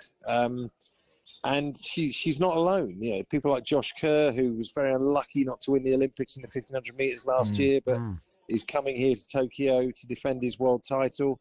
You know, these are athletes, sports stars that we should be celebrating. And yeah, you're right. You know, that they sold out the London Stadium for the Diamond League. And actually, like, coming here today, I went to the stadium today, and you know, it was so strange 4 years ago being here, this Olympic Games with no spectators. And it was actually just lovely to be in the stadium, know that, you know, the sport hasn't started yet, but the stadium was absolutely rammed with athletes. There was a familiarization session. They're all running around the track. No one's wearing a mask. They're hugging each other. They're talking. There's no social distancing, and it was just very nice to see. And actually, the head of the organising committee, the Japanese woman who's sort of running this event, actually in the big press conference before, you know, to launch the championship, she burst into tears today because I think the Japanese are pretty scarred by the fact that, you know, the billions they spent on this sporting celebration, the Olympic Games in 2021, and the Japanese weren't allowed to come to their own party. What's the weather forecast, Matt, for the next 8 days? How is that likely to feed into any world record attempts we make? I mean, global. The marathon runners. Even my snail-like pace when I went for a run yesterday at 7 in the morning, it was off the scale. It was like 90% humidity. But no, we could see some fast times, Paul, because this track is really fast. This is where Sydney McLaughlin broke the world record, where Karsten Vorheim broke the world record during the Olympics. It's a really bouncy track. But no, we could well see some fast times. There's going to be some really good sport. There's some really good matchups. There's some real grudge matches, and there was an amazing situation in the US trials in the 200 meters. Noah Lyles beats Kenny Bednarek, gives him a bit of a stare as he beats him across the line. Bednarek lost his cool, shoved him. So there's a nice little grudge match going on there. No, it's going to be good. It's going to be a good championship. Yeah, you mentioned Josh Kerr there, and we do love a sort of battle over 1,500 or 800. Inga Britson is his main rival. That should be very exciting as well. Well, you say Inga Britson is his main rival. He has been his main rival, but there's some real emerging talent. There's a kid called Niels Laros, and I met his parents 2 years ago in Budapest. He was only 18, and he got to the World Championship final. At 19, he came sixth in the Olympics. 20, he's come out this season. He's electric. It is like watching Coe at his best in the 80s. Wow. He's got a phenomenal finishing kick. He won the Diamond League final a couple of weeks ago. He's won 2 or 3 Diamond Leagues this season. Now, we spoke to Josh Kerr. He's confident he can beat him. He's running faster than he's ever run in training, certainly over short distances. So, yeah, I think the men's 1,500 is going to be brilliant. Fantastic. Look, we're out of time, Matt, but it'd be nice to catch up with you next week once it's underway and take stock of what's happening. Pleasure. But for now, enjoy and thanks very much. Yeah, tremendous. Cheers. Matt Lawton, Time Chief Sports Correspondent, is out in Tokyo for the World Athletics Championships. And it's not just we got some I great... love the pole vaulter. Yeah, Duplantis is great, isn't he? Yeah. We've got some brilliant competitors involved in it. So it should be fantastic. So hopefully we'll catch up with Matt next week. Stan Collymore joins us shortly. Just a reminder of the Falls Panel game. Stan's going to be involved, as is Jim Proudfoot. We want you to predict the scores of Angie's first game as he heads to the Emirates, Arsenal Forest, exclusively live on talkSPORT tomorrow at 12:30. 8 o'clock in the evening, we bring you Brentford Chelsea, exclusively live. And the Manchester Derby will be across that on game day on Sunday with Natalie in the gang. So 03717 223344. Give us a call. We'll call you back, get you involved in 10 minutes. But before that, Stan's going to look at some of the talking points ahead of the Premier League weekend.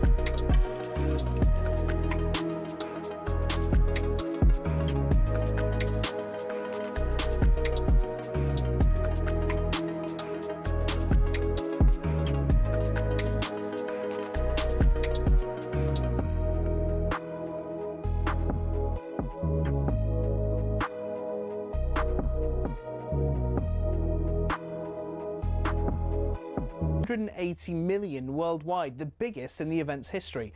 But how did singing and dancing get to be the centerpiece of America's biggest sporting event? The first Super Bowl was held in 1967. Initially, the halftime show was a display purely for the fans in the stadium, with marching bands, dancers, and American patriotism for all to see. And that's what it was for the first few years. Disney had a go with a few questionable displays in the 1980s, but it wasn't until '93 that we got the first glimpse into the future of halftime shows. Michael Jackson's stellar performance gave NFL execs something to think about. A raft of massive names followed, including Diana Ross, U2, Janet Jackson, who gave us the most famous or infamous wardrobe malfunction of all time. So how many people are involved? To give you an idea of the scale, Rihanna's 2023 performance included 800 people, and experts reckon it cost $13 million. What's even more impressive than some of the names on the bill every year is the fact they do it for free.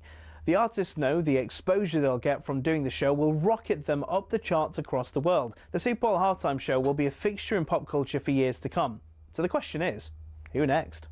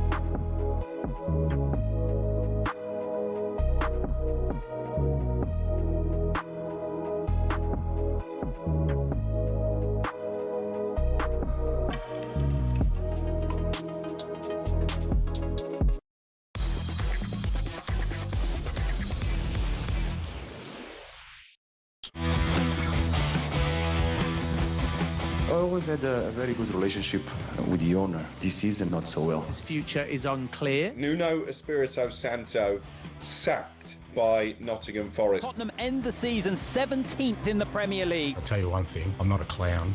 I never will be, mate. It's glory, glory, Tottenham Hotspur. The Europa League is theirs. Whether he's going to have learnt lessons from Tottenham, he'll have the same challenges. Nottingham Forest are looking upwards. Marinakis is no easy person to work for. The style of football is so fundamentally different. Does that suit Forest with their counter-attack method of play?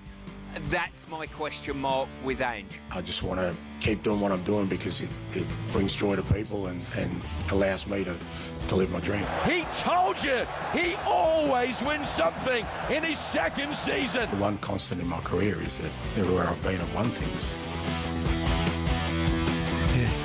Ange Postecoglou then Doesn't lack confidence, does he? No, he certainly doesn't. Let's chat to a former Forest striker. Stan Collymore joins us. Hi, Stan.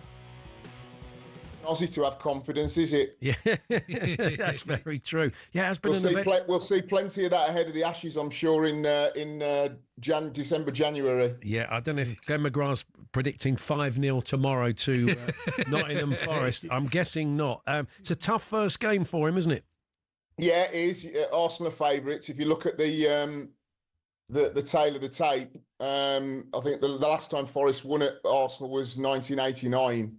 They've won the last 6 at home against Forest. They've won, I think, at an aggregate of 19-2. So it's not a happy hunting ground for Nottingham Forest anyway. Mikel Arteta's going to want to turn the screw, despite the fact that he's, Andrew's former Spurs manager. I think he just going to keep the pressure on Liverpool, particularly with the likes of Manchester City dropping points. So all angles, you think that Arsenal are going to be really up for it, and they're going to be saying, look, if this guy puts out a team and starts making experiments early doors of pressing high and often, you only have to look at Milenkovic's red card against England in Belgrade, where he was not far off defending his halfway line. Not the quickest, a great centre-half, by the way, but a great centre-half for Forest alongside Murillo when they defend deep and they can counter. For me, it's really simple. Everybody's had their say and everybody's come to the same conclusion, and it's the right conclusion, that Ange Postecoglou's style, you think of that Spurs-Chelsea game where there was kind of snapshots of 20 players on the halfway line, is very different to Nuno Espirito Santo's Wolves that he got promoted with, and then a few people said, it's the best team that's ever been promoted. They dropped off a little bit, that Wolves team, but they were a very good team. And then obviously the Forest team is that he very much was, let's own our own half, let's make it difficult for the opposition, and then spring Hudson-Odoi, get Morgan Gibbs-White on the ball, Elanga, etc., etc. That's going to take time. And if Angie's foolish enough to think that winning the Europa League, which is, yes, a fantastic achievement,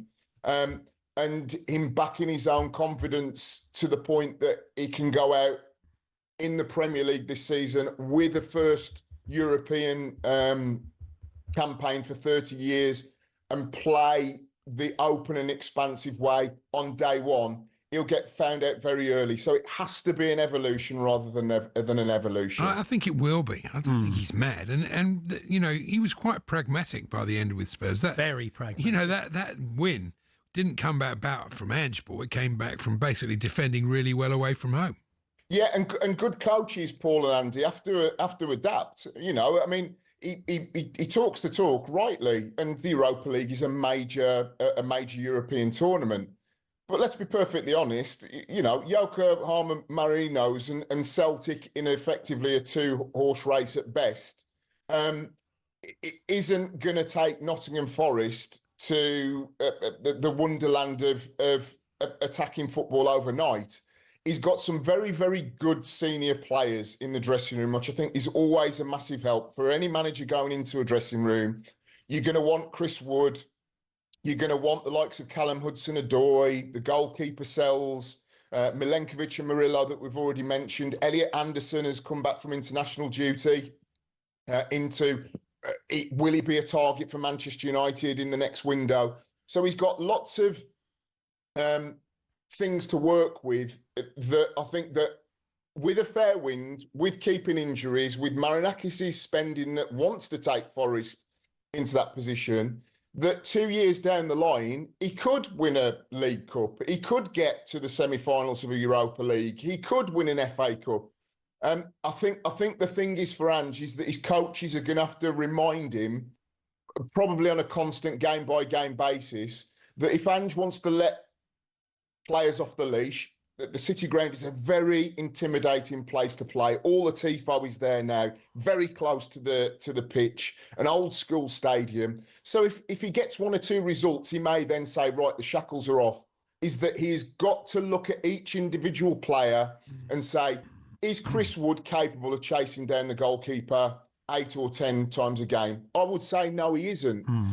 Danilo, that's just come in replacement for Elanga. You know, this is a guy that's just come in. The signs are promising, but he likes the ball over the top to run onto. Is he going to be as effective charging down a goalkeeper, charging down a fullback? So I think that it's really simple. I think that Forest fans are obviously gutted that Nuno left. The Forest fans that I've spoke to, I mean, Nottingham next week, speaking with Brian Roy, former teammate of mine, and we'll talk about the current team as well as have a trip down memory lane.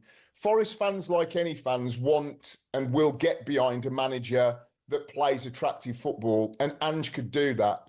But I do worry a little bit that if they get a couple of positive results, he'll throw the baby out with the bathwater and start giving this is the way that I play, mate, instead of saying, slowly, this is the way that Nuno drilled them. We're going to stick to the plan and then gradually over the season evolve into the team that I would like to see them be. And Spurs had a lot of injuries, didn't they, Paul? And that's something they have to guard against. We've already heard the first training session was quite hard. Every team that he has coached has had quite a lot of injuries. Celtic suffered from quite a lot of muscle injuries as well. So you can't feel it, you know, it was just bad luck. No one's that unlucky.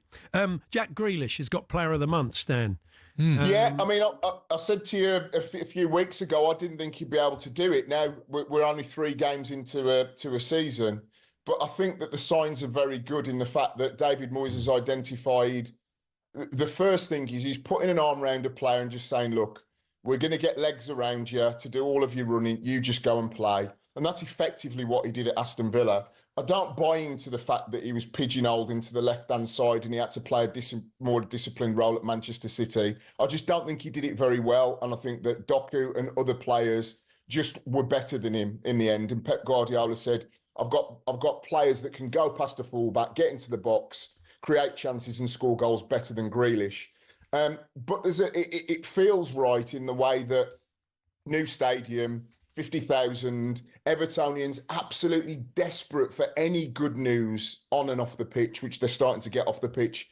And Jack will get the ball, take players on. We've seen how creative he is. And I just think that so early in the season, when you get something rubber stamped from the Premier League or from your peers, which I'm sure he'll have had really good feedback from his teammates, that something like the Player of the Month, it can then just kick you on to the next level. So he's got Villa coming up. He's bound to have a good game against Villa, of course. It's the law of the sod. But I was incredibly sceptical. I'll remain sceptical until he comes out of this season with, 10 assists and 10, 11 goals.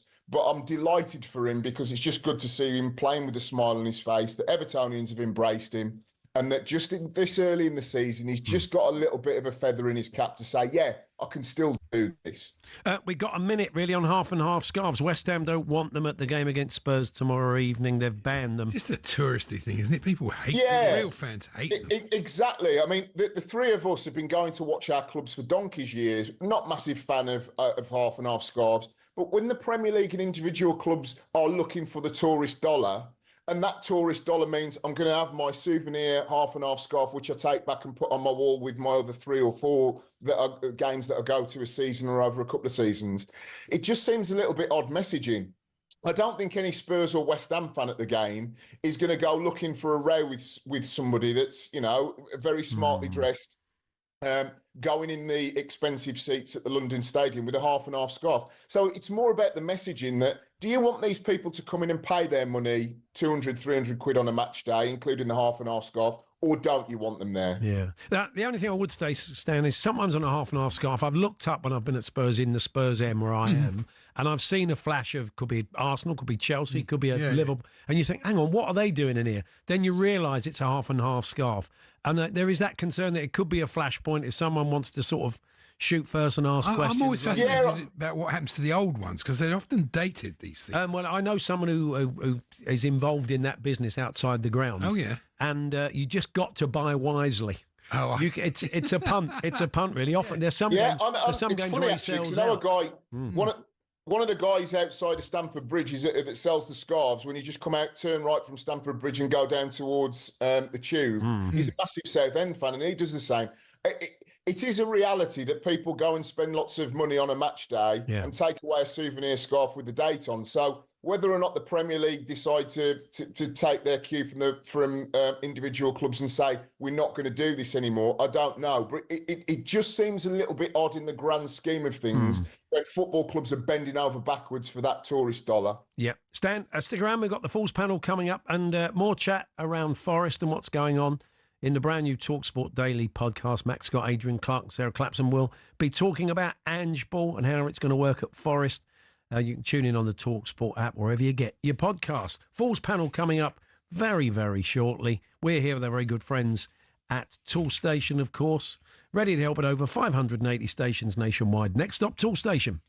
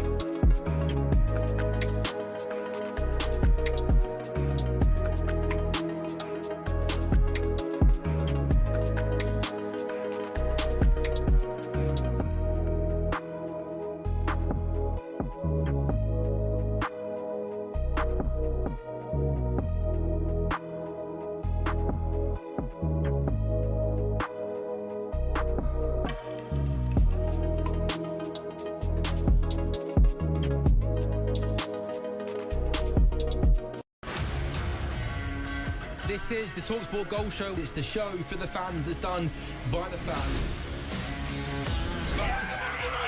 Yes! Oh! Oh my God! Yes! Yes! Yes! He is an unlocker of defences. That. If you've got a problem or something to say, You don't have the right to say anything about something. I do. This nonsense kills the game.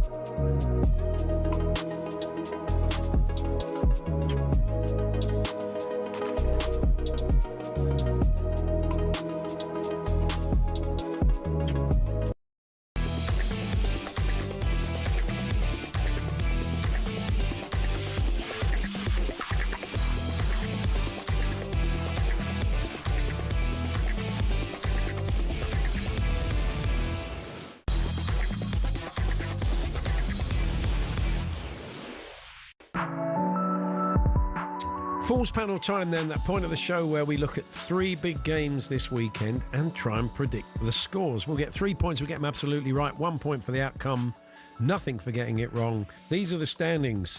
There's 4 of us on 5 points. And for some reason, I'm going to go last. I'm bottom, but I don't mind. Commentators on 5. Joe Shannon last week got 1. Stan got 3, so he's now on 5. Andy got 2, he's on 5. I got 2, I'm on 5. Mark the Evertonian got 7. Good performance by him. Well, he got 3 to make it 7. But 3 to make it 7. I apologise. Very good. Yeah, very good, Mark. So they're top. They stay top, do the talkSPORT listeners. Let's say hello to our listener then, who is Peter, the Spurs fan. Hello, Peter. Good afternoon, gentlemen. How are we doing? Not too bad. How are you feeling about West Ham tomorrow? Well, I don't want to wind them up too much, but it is their cup final. So, yeah. I'm hoping for a good result, especially if we need to bounce back after the previous game. Interesting. Depends which West Ham turn up. Yeah, I mean, that good win against Forest. Tottenham have got a few new players. It'll be interesting to see how many of them start, but we'll see. We're not doing that game. We're going to do Arsenal-Forest first. Jim Proudfoot is our commentator. Hello, Jim. All good afternoon to you. Hi, Andy. Hi, Jim. Good work over in Belgrade. That was much better, wasn't it? Oh, it was fantastic. A great performance.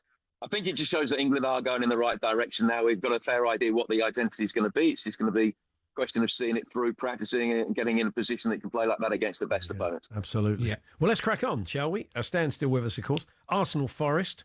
Peter, as the panel beaters are top, take it away. What do you think is going to happen?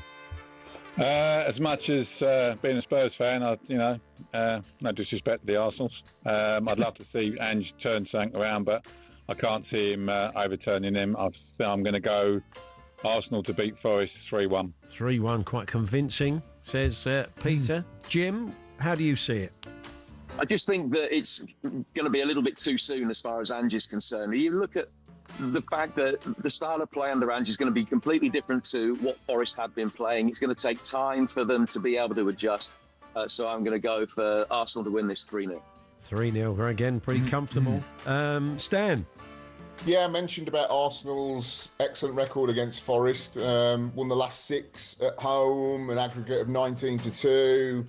Forest haven't won down there, I think, since 1989. But it's more Forest's form from the end of last season, the beginning of this season. They've lost 5 out of the last 11 Premier League games. And as a player in the dressing room, you don't forget that. That's kind of in the back of your mind. So this isn't the free-flowing, counter-attacking Forest of the middle of last season. Arsenal, like I say, they know they've pretty much got to win every game if they're going to overcome the likes of City, but in particular Liverpool. And I think that they're in that mindset that they have to win every game, even this early on. So Arsenal 3, Forest 1 for me. Wow, OK. Are you going to buck the trend, Andy? Well, no, but I'm going to do slightly different on the score because Arsenal aren't that free-flowing. You know, they beat Leeds 5-0, but I don't think they'll beat Forest 5-0. I think it's going to be 2-0. Yeah, I think you're going to get a bit of a hangover. The combination of Ange having come in and not had a lot of time, and they've got new players that not really had time to bed in and work with a team because they've signed, just as the international break started. I think it's going to be 2-1. I'll give Forest a goal, but I see Arsenal winning. So, TalkSport listeners home in the car. Next, that's exclusively live on TalkSport, by the way. That's our first game of the weekend, the Premier League. And that's tomorrow lunchtime, 12:30. In the evening, 8 o'clock. Always a great time to have Premier Saturday League football. night, yeah, tremendous. Saturday night, 8 o'clock. At least it's local. Brentford versus Chelsea. Peter, the Spurs fan. What do you reckon? Got to go with Chelsea, I'm afraid. I know London derbies are it's a fair amount of draws, but I think Chelsea will be too strong for Brentford. I'm going to go Chelsea 3, Brentford 1. 3-1, says Peter. What about you, Jim? Yeah, I'm going to go for Chelsea as well. I think it'll be a little bit closer than that. I think that Brentford's transfer window's been interesting. No Whistler, of course, these days, but Dunga Ouattara is a really good signing. I mean, they paid a lot of money for him, but I think that he will be a good acquisition. But I just think that Chelsea's have that strength in depth, even without Liam Delap. I'm going to go for Chelsea to win this by 2-0. 2-0. Yeah. Stan? Yeah, Brentford winless in 4 at home against Chelsea. Conversely, of course, Brentford's 3 Premier League wins have all come at Stamford Bridge, so it tends to be one does well on the other's patch. Chelsea's 4th London derby in succession, so they're used to these games now, battle-hardened, and 9 clean sheets in the last 15. That's very interesting. If you're going to be winning titles, clean sheets have to be at the heart of it. So I'm going to go Brentford 1 to score, but Chelsea to win 2-1. 2-1. Andy? Yeah, I've gone 2-1 as well. The last 3, I think they won 1-0 the first year. Then it was 0-0. Last year it was 2-2. They didn't play particularly well. But I think this is a better Chelsea, and I think they'll have enough for Brentford. 2-1. I've agreed with Jim. I've gone 2-0. A little stat. No team has taken fewer shots in the league than Brentford. It's this kind of post-Visser and Bremo period. They've lost 32 goals. Yeah. I don't see them scoring, and you've been pretty decent at the back. So I agree with Jim. 2-0 Chelsea. TalkSport listeners home in the car. And finally, it's the Manchester derby. We'll have regular updates on Sunday afternoon on Game Day Live with Natalie Sawyer, Perry Groves and Mickey Gray. What do you think, Peter, the Manchester derby? I'm saying a lot of broken record here because I'm going for the same score in all 3 games. I think Man City are going to be too strong for United, despite their poor start. Haaland has a blinder, and I'm going to go 3-1 again, 3-1 to Man City. Yeah, Haaland's going to be in fine fettle after the amount of goals he scored midweek, Jim, isn't he? Yeah, I mean, that was an extraordinary result, that Norway game, where they got 11 goals and 9 of them were scored by players that were born in England, with Haaland getting 5 and Thilo Asgard getting 4. So, Haaland just has had a good start to the season. I saw the game down at Brighton that they played before the international break, and they were really good for an hour and really bang average for the last half hour where they lost that game. And United tend to raise their game in this fixture. I was tempted to go for a draw. I am going to go, probably playing the percentages a little bit, go for United, but I think it'll be a narrow, for City, I beg your pardon. But I think it'll be a narrow win. I'm going to go 2-1. 2-1, says Jim Proudfoot. Stan? Manchester United have inflicted 25% of Pep Guardiola's home league defeats as manager of Manchester City. That's 4 of 16 defeats. United, in terms of if you're looking for something, being a Manchester United fan to hold on to, 58 shots so far, 14 more than any other side in the Premier League. I don't think they'll win the game. I think, like Jim, I think that it's tempted to go for the draw, but I think even at this stage of the season, City can't afford to be too far off the pace. Otherwise, it could end up being a canter in terms of Liverpool and Arsenal, and then whoever's going to be 3rd, 4th after that. So I'm going to go Manchester City 2, Manchester United 1 on the back of, again, Erling Haaland's wonderful midweek. Get him the ball in the box. He'll be absolutely on fire. I think Andy has been brave enough to go for the draw, haven't you? I have, because I think United always play well against City, or generally they do. And I think they're better than people think. So I think they're going to get a 1-1 here. OK. I mean, you're coming back. You never quite know, do you, after international weekends, and Marmouche has got a knock, and they never he's going to be fit. And I still think they might just have enough, though, City. I'm agreeing with Jim and Stan. I'd already written down 2-1, so I will stick the 2-1 City. TalkSport listeners home in the car. There we are. So, thank you very much, Peter. Enjoy the weekend. All the best. Thanks very much, guys. Cheers. Up the Spurs. Yeah, indeed. Thank you, Jim. We'll catch up with you soon. Thanks very much. Yeah, absolutely. Look forward to it. A quick plug for Ipswich against Sheffield United over on talkSPORT 2 tonight. Oh, fantastic. Are you on duty for that one, Jim? Yes, yeah, I am. Not a game that is necessarily in the position that a lot of people thought it was going to be at the start of the season, but that just adds another level of intrigue to it, both looking for their first win. Excellent. Actually, alongside former Ipswich midfielder Darren Ambrose, Hugh Rosencroft, you host that one from 8 on talkSPORT 2 with Jim tonight. And thank you, Stan. We'll catch up with you next week. Have a good one up the Villa. There we are. There's Stan Collymore, and that's the Falls panel. Still to come this afternoon, Todd Macklin's American Sports Roundup. We'll have some clips of the week. We'll hear from the gaffers ahead of the weekend's football, the roundup of all the press conferences today. And Gabrielle Wall has broken a world record. She has run barefoot of 100 metres over Lego bricks. Oh, shit. And we will salute her. She's over in New Zealand. She's got up about 3 a.m. to chat to us. God bless her. But we'll be speaking to her very shortly.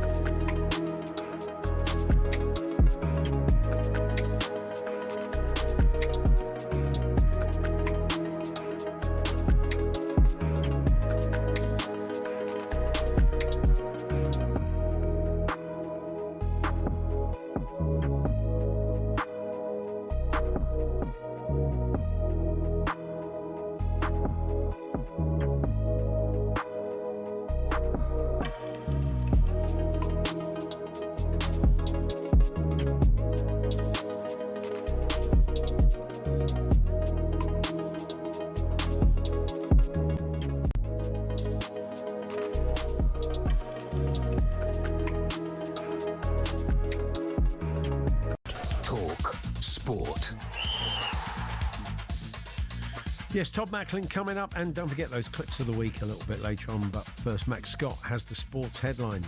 Thank you, Paul. Good afternoon. Arne Slot admits Liverpool were very close to signing Mark Gahey and that it would have been nice to add him to his squad. We would have liked to sign him, of course, because we were in for him, and he was, like I've said many times, if we can feel we can strengthen the team with a chance in the market, we never hesitate to do so, and that's what we try to do. On that topic, Oliver Glasner wants to clear up a couple of things about exactly why Steve Parish pulled the plug on that deal. I never threatened to leave the club, never. The chairman asked me, Oliver, do you think we can manage the season when we sell Mark? And I said, Steve, honestly, I think we can't manage it. Liverpool didn't get Gahey, but they did get Alexander Isak. He won't start against Burnley, but his replacement at Newcastle, the 2-metre Messi Nick Voltemade, could. Eddie Howe's been impressed with him so far. He's got a great nature, a great character. He's very calm. He's gone straight into our training and not looked out of place, showed his qualities. So, yeah, really pleased with how he settled in. Ola Aina is out for the next 3 months with a hamstring injury. The Forest defender won't feature in the new Big Ange era at the club, which gets underway live on talkSPORT against Arsenal tomorrow lunchtime. The Athletic's Paul Taylor told us what his biggest task will be heading into that fixture. What's important is that he gets his message across very quickly. He's only had a few days on the training ground this week to try and implement his ideas and ethos, which, let's face it, are going to be very different from Nuno's. All the analysis on whether Ange Ball will work at Forest and what he's told talkSPORT about his new job. Listen to our Big Ange special on the talkSPORT Daily podcast. talkSPORT News. Donald Trump says a man suspected of shooting Conservative activist Charlie Kirk has been detained, and Prince Harry's been meeting injured Ukrainian soldiers in Kyiv. More with the news team at past. talkSPORT weather with QuickFit. Today it's raining tyres in our centres, including top-notch brands like Pirelli. Visit your local centre or quickfit.com and book today. Windy with some sunny spells and scattered thundery showers today, particularly in the west.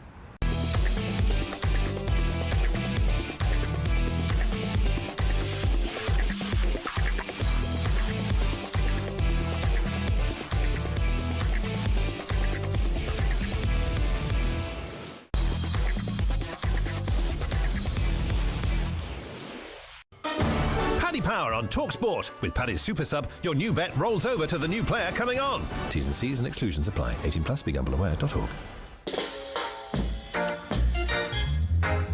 It is time now for today's Bet Builder with our friends at Paddy Power. We welcome Lewis Richards, and we're looking forward to Sunday afternoon, the Premier League, as Manchester City play Manchester United at the Etihad. Good afternoon, Lewis. Hello, guys. How we doing? Yeah, not so bad. Not so bad. Just it's probably worth explaining how the Bet Builder works, Lewis, first. Of course. So for anyone new to the Bet Builder, just think of it as your classic hacker. But instead of picking multiple teams to win their games, you're picking different outcomes to happen in the one game to put them all together to create a Bet Builder. Excellent. Okay, well, I'll kick us off. As Andy was saying earlier, he made a good start to life at City. It's slightly tailed off since. But I quite fancy Reinders to play a part in the game to score or assist any time. Yeah, 13-8 for that one. 1 goal and 1 assist for him, but both of them were up against Wolves. So as you were saying there, started off well. Can't remember seeing him do much against Spurs. I think he had a better performance. He set up Haaland with a couple of half chances, if I remember rightly, against Brighton, but came to nothing. So 13-8 for a goal assist for, a new player that said shone against Wolves, but not against better opposition. 13-8 seems a bit skinny to me. Okay. I love a game of Reinders. Yes. I'm going both teams to score, right? Because they usually do in this fixture. Yeah, 1-2, 4 out the last 5 meetings of both teams to score. I think the other being 0-0 back in April. So I think it's fair to say both teams haven't really had the best starts to the season. You set City are out to 7-1 to win the league, by the way, after 3 games. You can tell just how slow they've started.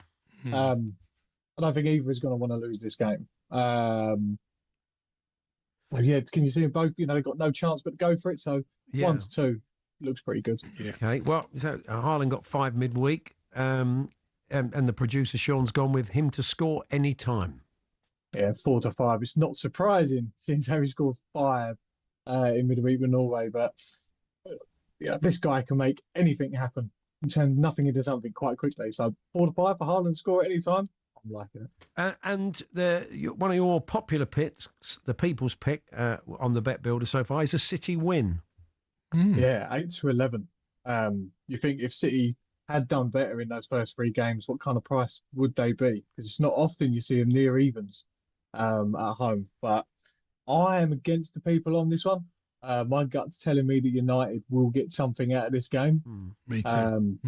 Well, they've walked away with a win the last 2 visits to City. And I think I read somewhere that Pep's record against Amorim, he's only won 1 in 5. So it's probably the only record that Amorim's actually proud of at the minute. But yeah, that's what the people have gone for. Man City to win. Yours looks pretty good as well. And Bumo to have 2 or more shots on target. 16-5. Taking a bit of a risk with this one, and it really pushes the Bet Builder up. But I'd take this at over 3-1 any time. I think United haven't been great, but I think he's certainly been the best signing. He has shown signs of brilliance He's got 1 goal in 3 appearances, 6 shots already out of 3. So if he gets right, and I think United are going to get something, they're going to need Mbeumo to perform well. So 16 5, 2 or more shots on target, I think is quite tasty. So if these all come off cumulatively, what are we looking at? Yeah, if big word there, isn't it? If it comes in. But yeah, look, we're looking at just over 28 to 1, so it's £282 to the Attitude Foundation if we can get this in. Excellent. Well, enjoy the game, Lewis. Thanks very much. Cheers, guys. Enjoy the rest of the show. Lewis Richards there from Paddy Power. That's Paddy's bet builder for today. Minimum odds 1 to 5 per leg. 18 plus. BeGambleAware.org. Paddy Power on talkSPORT. With Paddy's Super Sub, your new bet rolls over to the new player coming on. T's and C's and exclusions apply. 18 plus. BeGambleAware.org. Now, if you've ever come downstairs in the morning a bit bleary-eyed and you've maybe got young kids, one of the more painful things that can happen to you is to tread on a piece of errant Lego. A Lego brick is just a beast. Oh, it can really painful, set you up to be quite miserable all day. But you're not expecting it. No, exactly. You know. Well, I mean, if you're expecting it, I take it you don't step on Well, it. no, you prepare yourself. But nothing in stepping on a Lego brick like that has made me think, you know what, I wouldn't mind doing 100 metres over those. But that didn't put off Gabrielle Wall over in New Zealand, who did just that and set a new world record running, obviously, barefoot, because otherwise it'd be pointless. That's over true. Lego bricks. Hobnail boots on. And despite the ungodly hour, she joins us now. Hi, Gabrielle. Sure, guys. How are you? We're good. Well, Nice to see you. Congratulations on this. Thank you. I mean, so you've got 2 young kids. So was it simply, a few times doing it by accident that gave you the idea to try this out? I think everyone can relate to doing it by accident. As you say, there's a special charm to it being unexpected and in the middle of the night. I'd wanted to set a record for some time, and it was something I wanted to do with the kids. So I thought something we could all kind of relate to would be something neat to attempt together. Actually, when the rules came down to it, Guinness didn't allow anyone under the age of 18 to participate, which I now understand why in hindsight. Yeah. But my son does tell me he'll be back for my record in 5 years' time when he turns 18. So you can look forward to hosting him then. What about Lego themselves? Have they acknowledged it in any way? They've not acknowledged it, no. Oh, well, let's hope they've got the word. Some other people stick to building. This wasn't all the kids' Lego, was it? You had some help from a local company, I take it, or something, who laid it all out for you? I did. I was super lucky. There is a Lego education charity in Christchurch, New Zealand called Imagination Station. And when I approached them with the idea, they were just as thrilled with the concept as I was. So they lent 300 kilos of Lego to do the record, and then afterwards arranged for it all to be dry cleaned again and go back into circulation. I mean, when you first tried it out, you thought, yeah, there might be a record in this. So, I mean, before you did the record, you must have tried to run on it. I mean, I think I'd rather do the hot coals than the Lego. Is there a technique to sort of not feeling the pain? I wish there was a technique to not feeling the pain. There is definitely a technique in your body standing up to it. Lego is so inflexible that it really puts quite a bit of stress on the ankles and, of course, the soles of the feet. So the main training, apart from just sprint training, was actually teaching myself to go from a heel strike to a toe strike. Right. Because with a heel strike, you're really pushing hard to get the momentum. But with an inflexible landing thing, the last thing you want is more pressure and momentum.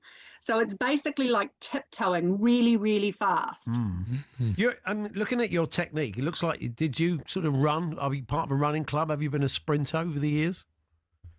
I've not been much of a sprinter, but the 13-year-old who's coming for my record, I foolishly gave him a whistle and made him my coach. So I was in the most punishing running club ever, you could put it that way, for about 4 months. Wow.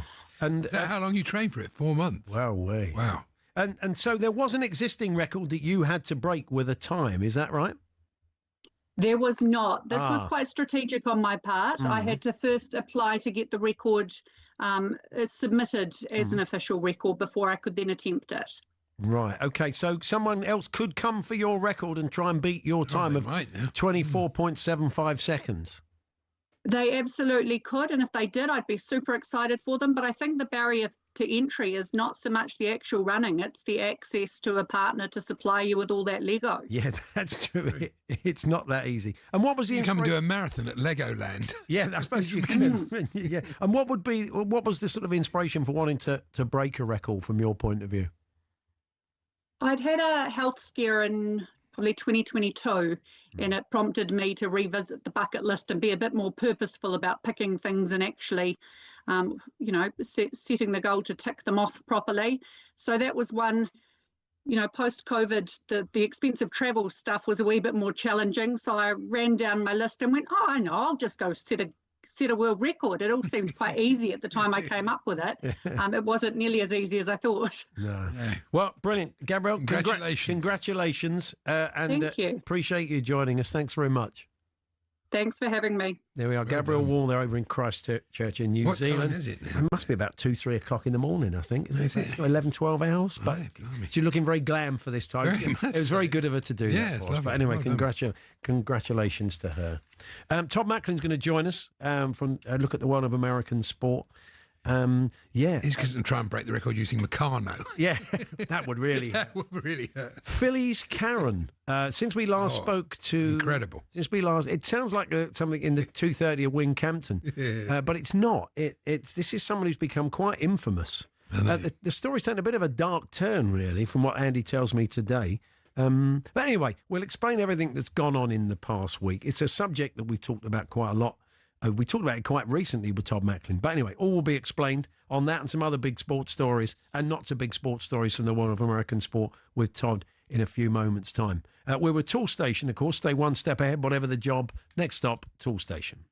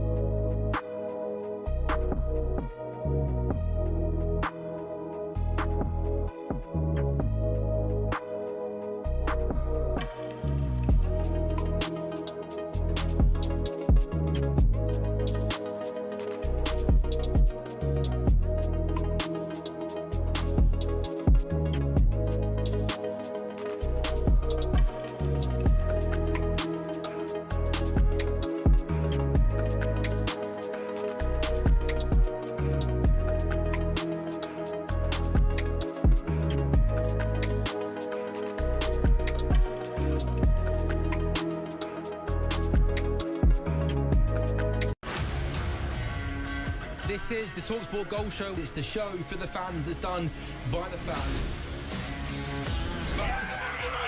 Yes! Oh! Oh my God! Yes! Yes! Yes! He is an unlocker of defences. If you've got a problem or something to say, You don't have a right to say anything about something. I do. This nonsense kills the game.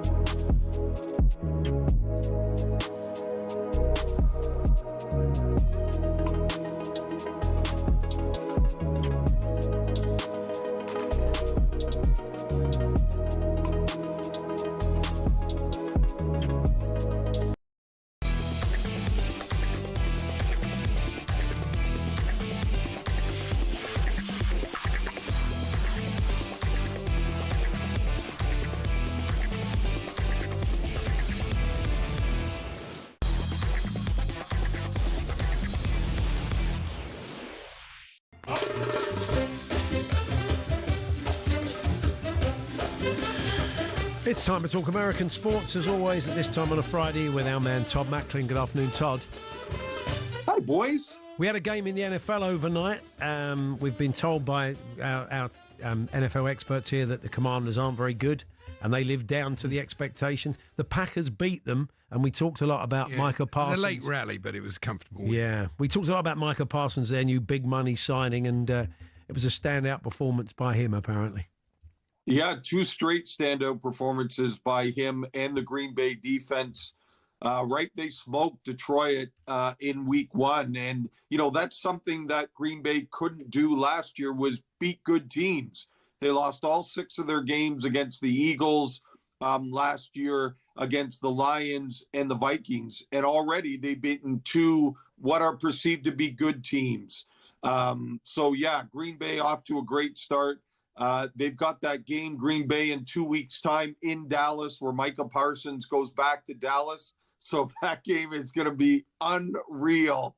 But he had half a sack last night. So that meant that him and another player were credited with the sack to sack the quarterback.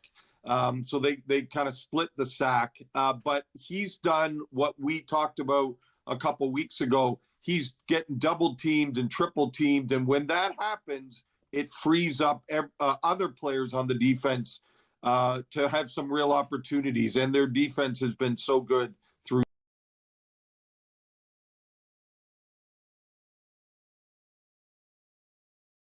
Cheese, I think. Yep. Nice. Okay.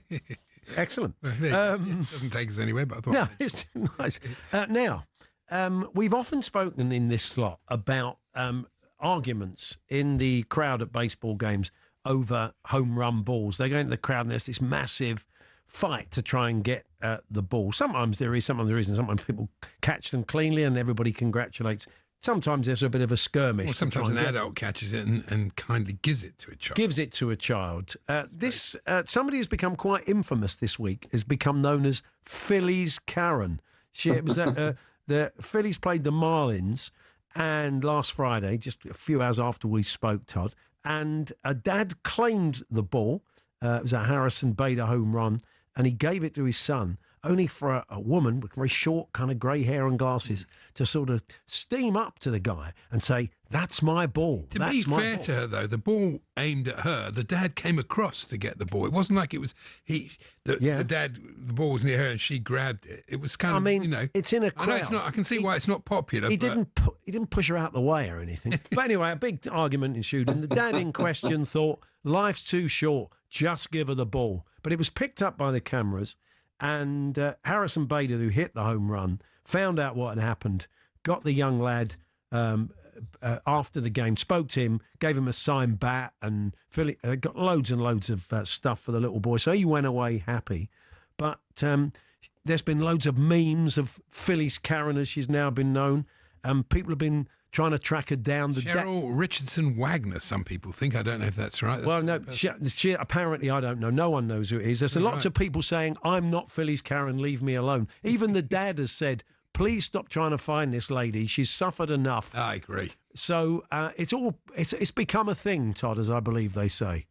It's become an incredible thing, and usually we see it. You mentioned off the top. Usually we see it when it's a historic home run, right? Like Ohtani, the 50-50 first 50-50 season, or Aaron Judge breaking a record.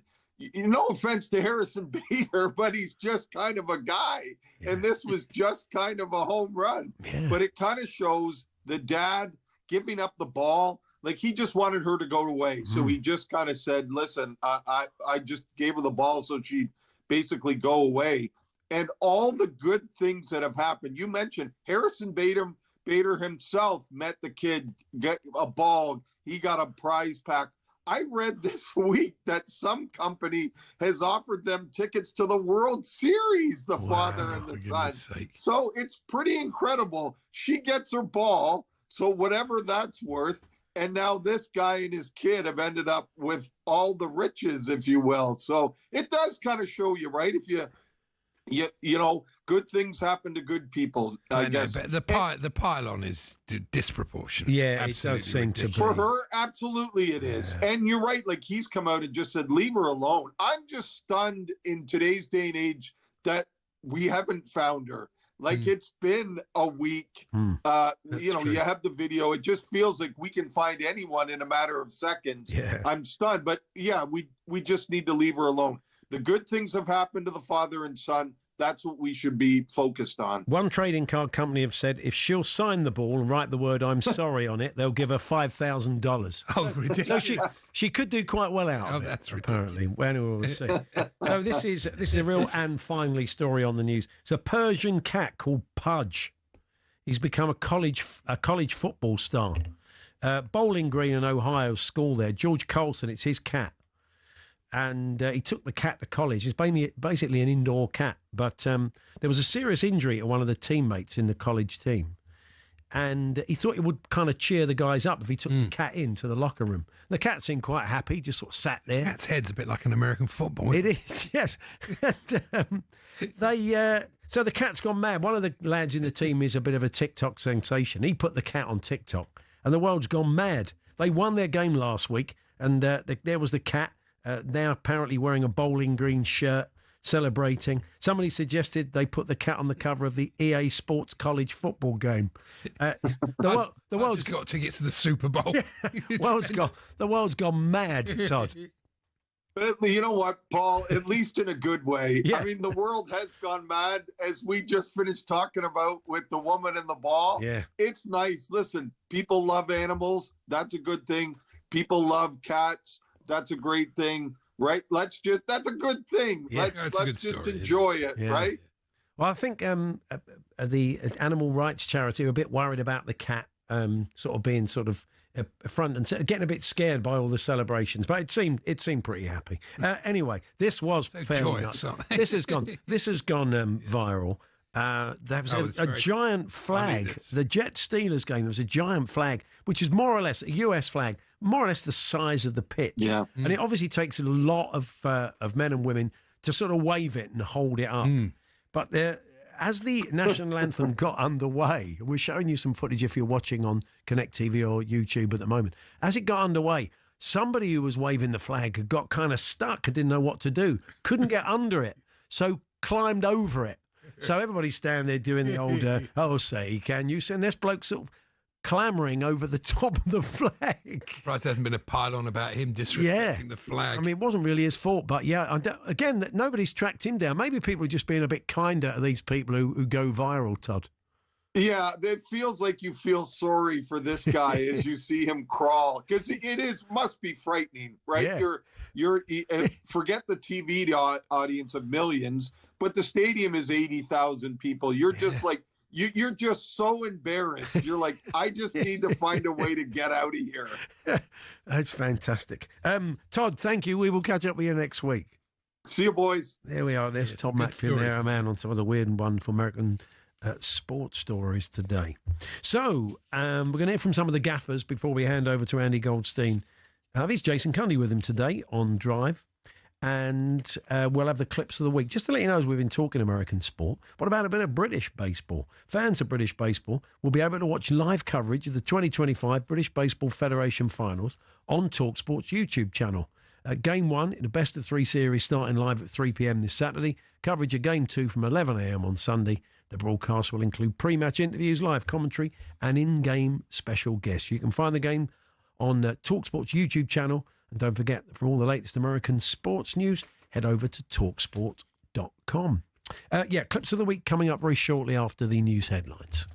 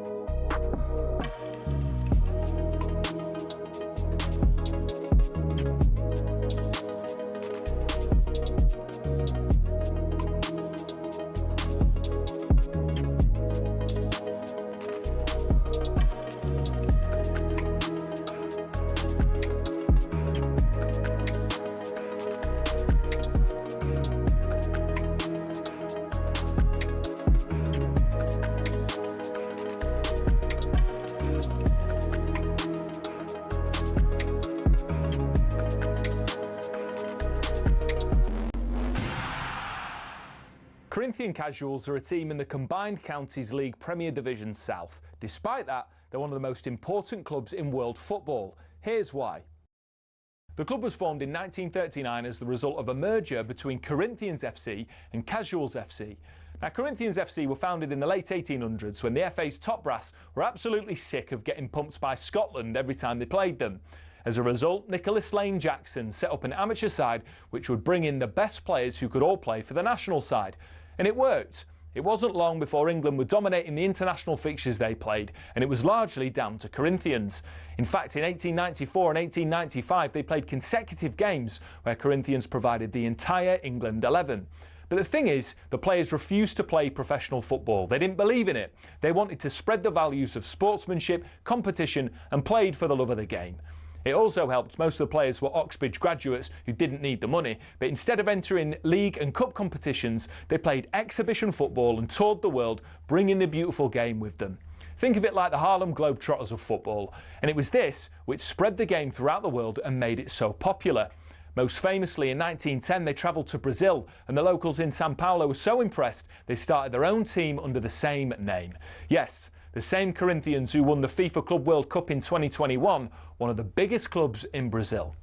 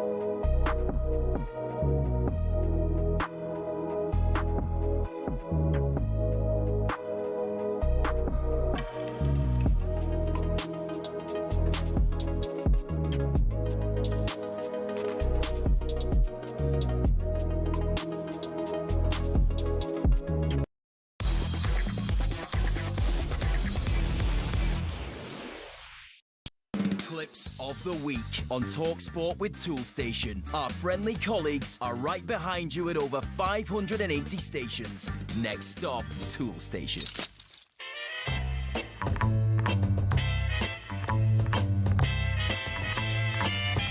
talkSPORT Clips of the Week. Yes, time now for the Clips of the Week, thanks to Toolstation. And we kick off this afternoon with Alan Brazil and Gabby Agbonlahor on breakfast, marking a famous musician's birthday. Richard Ashcroft is 54 years old today. 54. Good age.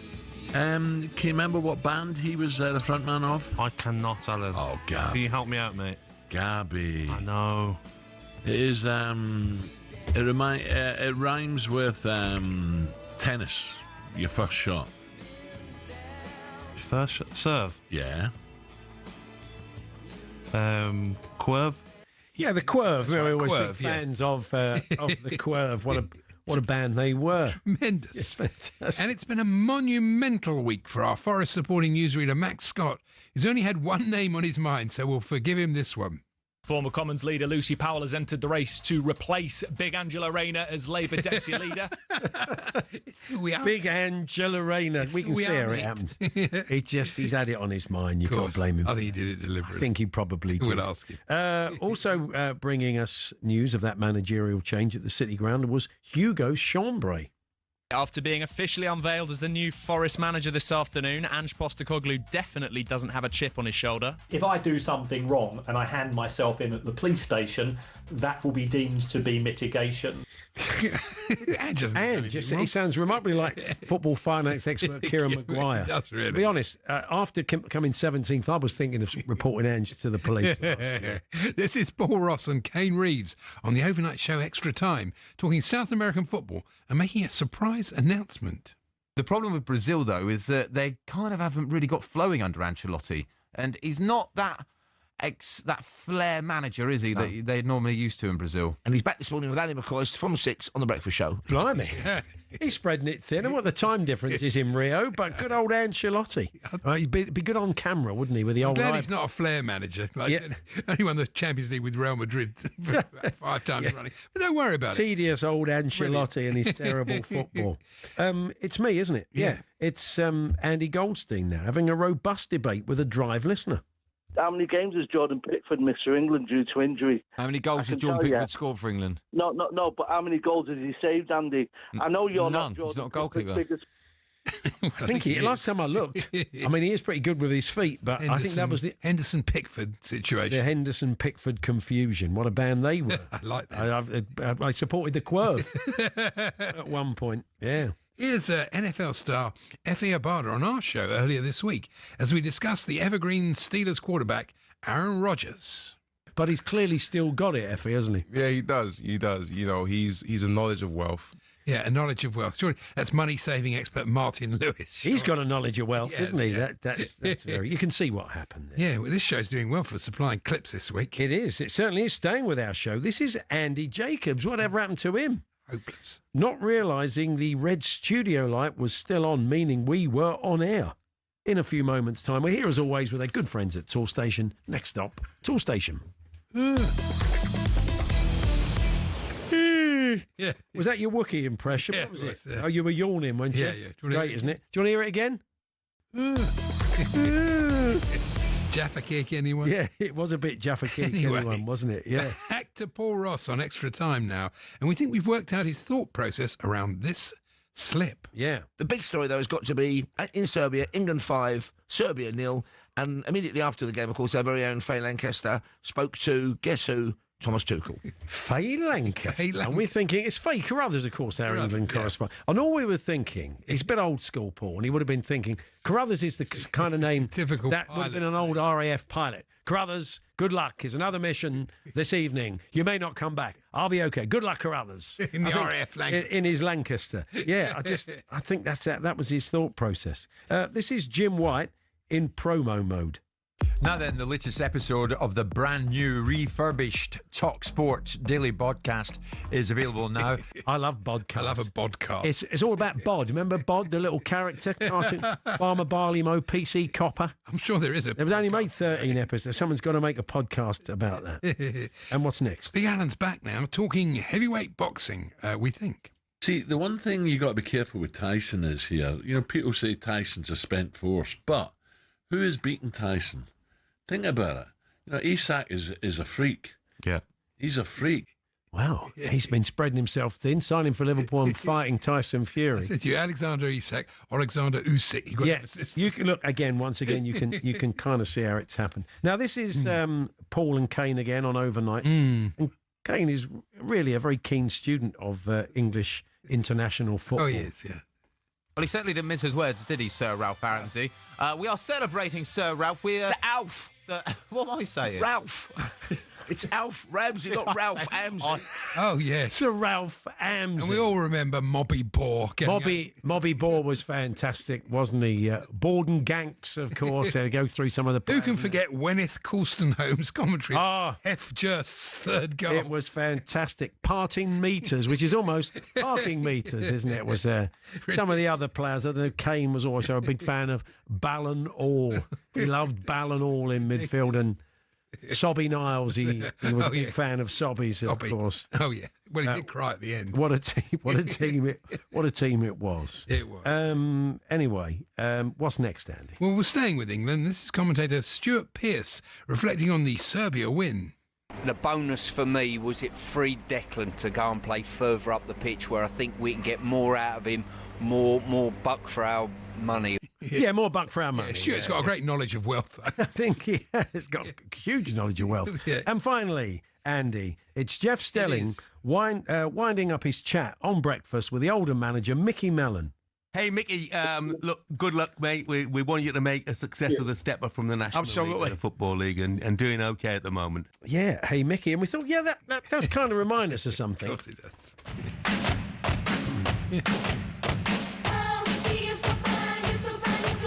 Hey, Mickey. Hey, Mickey.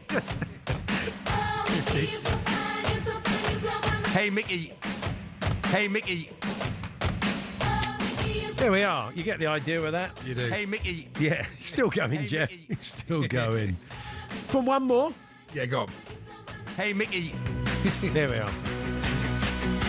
are. We should thank Stuart Armour, Jeff Smith, Adam Cairns, Danny Hopkins, Ian Ramsey, or is that Rian Amsey? DJ Chimpy, Roger in Durham, Matt Lorenzo, thank you, Matt, Reverend Ruthless, Adam Mickey, Michael Fawcett, Bruce, still going, and Owen Jones, who suggested clips this week that were played. If you hear a clip on talkSPORT over the next 7 days that is played, that you hear go out, and you'd like to hear it played, then do send it in to us. talksport.com/H&J, text to 81089 or tweet to TSH&J. As we always say, we need a day and a time when you heard it go out, so we've got a fighting chance of tracking it down, and you'll get a credit like those guys. if it successfully makes the cut. I always like Unai Emery's on our screens there. Yeah. And he hasn't got his gel on his hair. Well, straight after training, when he does the press conferences, we do digress, but he's not put the gel on his hair. He doesn't look like Dave Vanian from The Damned, like he normally does in the dugout, where he brill creams it back. He's quite Buffon, isn't he? It is. I think it makes him look younger. Don't you think? Oh, he definitely looks younger. If you get to Unai and you say, let's have your post-training session here, where you've not put your gel on it. It looks like you're about to sing New Rose. With a company that supplies. So if you want to hear the clips of the week again, they're available as a podcast wherever you get your podcast. The H&J Daily will be up a little bit later on. Among our guests today was a guy called Eamon Devlin from Minute 9, and he was fascinating, talking about the work he does with Ancelotti and lots of other people, Brighton and Hove Albion, lots of people in different sports, around communication, halftime team talks, how to get the best out of those. He dispelled some of the myths around the halftime team talk. Fascinating stuff. So you'll hear Eamon, if you missed that, during the podcast, and other bits and pieces, the best of today's show. Again, wherever you get your podcast. So we'll round things up today, hearing from the managers ahead of the weekend's big games. That's coming up very, very shortly. We're here with Tool Station, as always. It was their clips of the week, and we're ready to help at over 580 stations nationwide. Next stop, Tool Station. Clips of the week on talkSPORT with Tool Station. Our friendly colleagues are right behind you at over 580 stations. Next stop, Tool Station.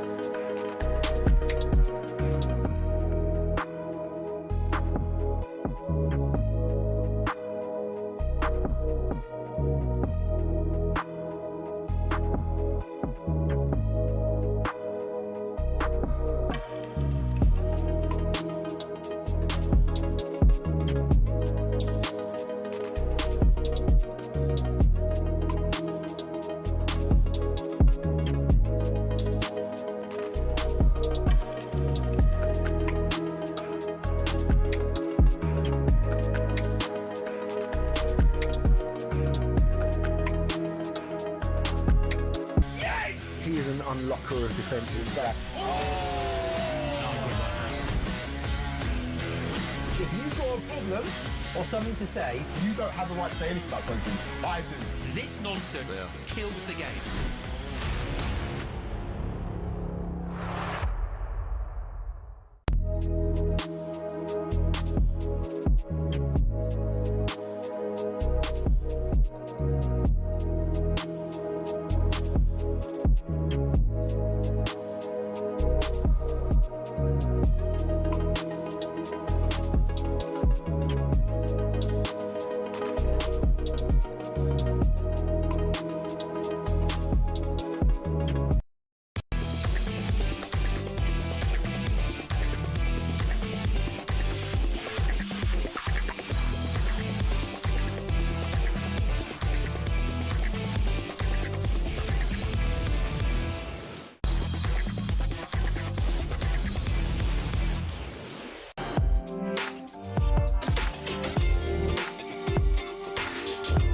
Good afternoon, Paul Hawksbee and Andy Jacobs here on talkSPORT. We'll round things up today from hearing some of the managers ahead of the big games. I hope I hear it if I get my headphones. This week. 3 hours I've been trying to sort them out. You'll be fine, Andy. You'll be fine. You'll get the hang of this. Only 25 years. You'll soon get the hang of it. These ridiculous headphones. Let's kick off, shall we? He's muttering to himself in the corner.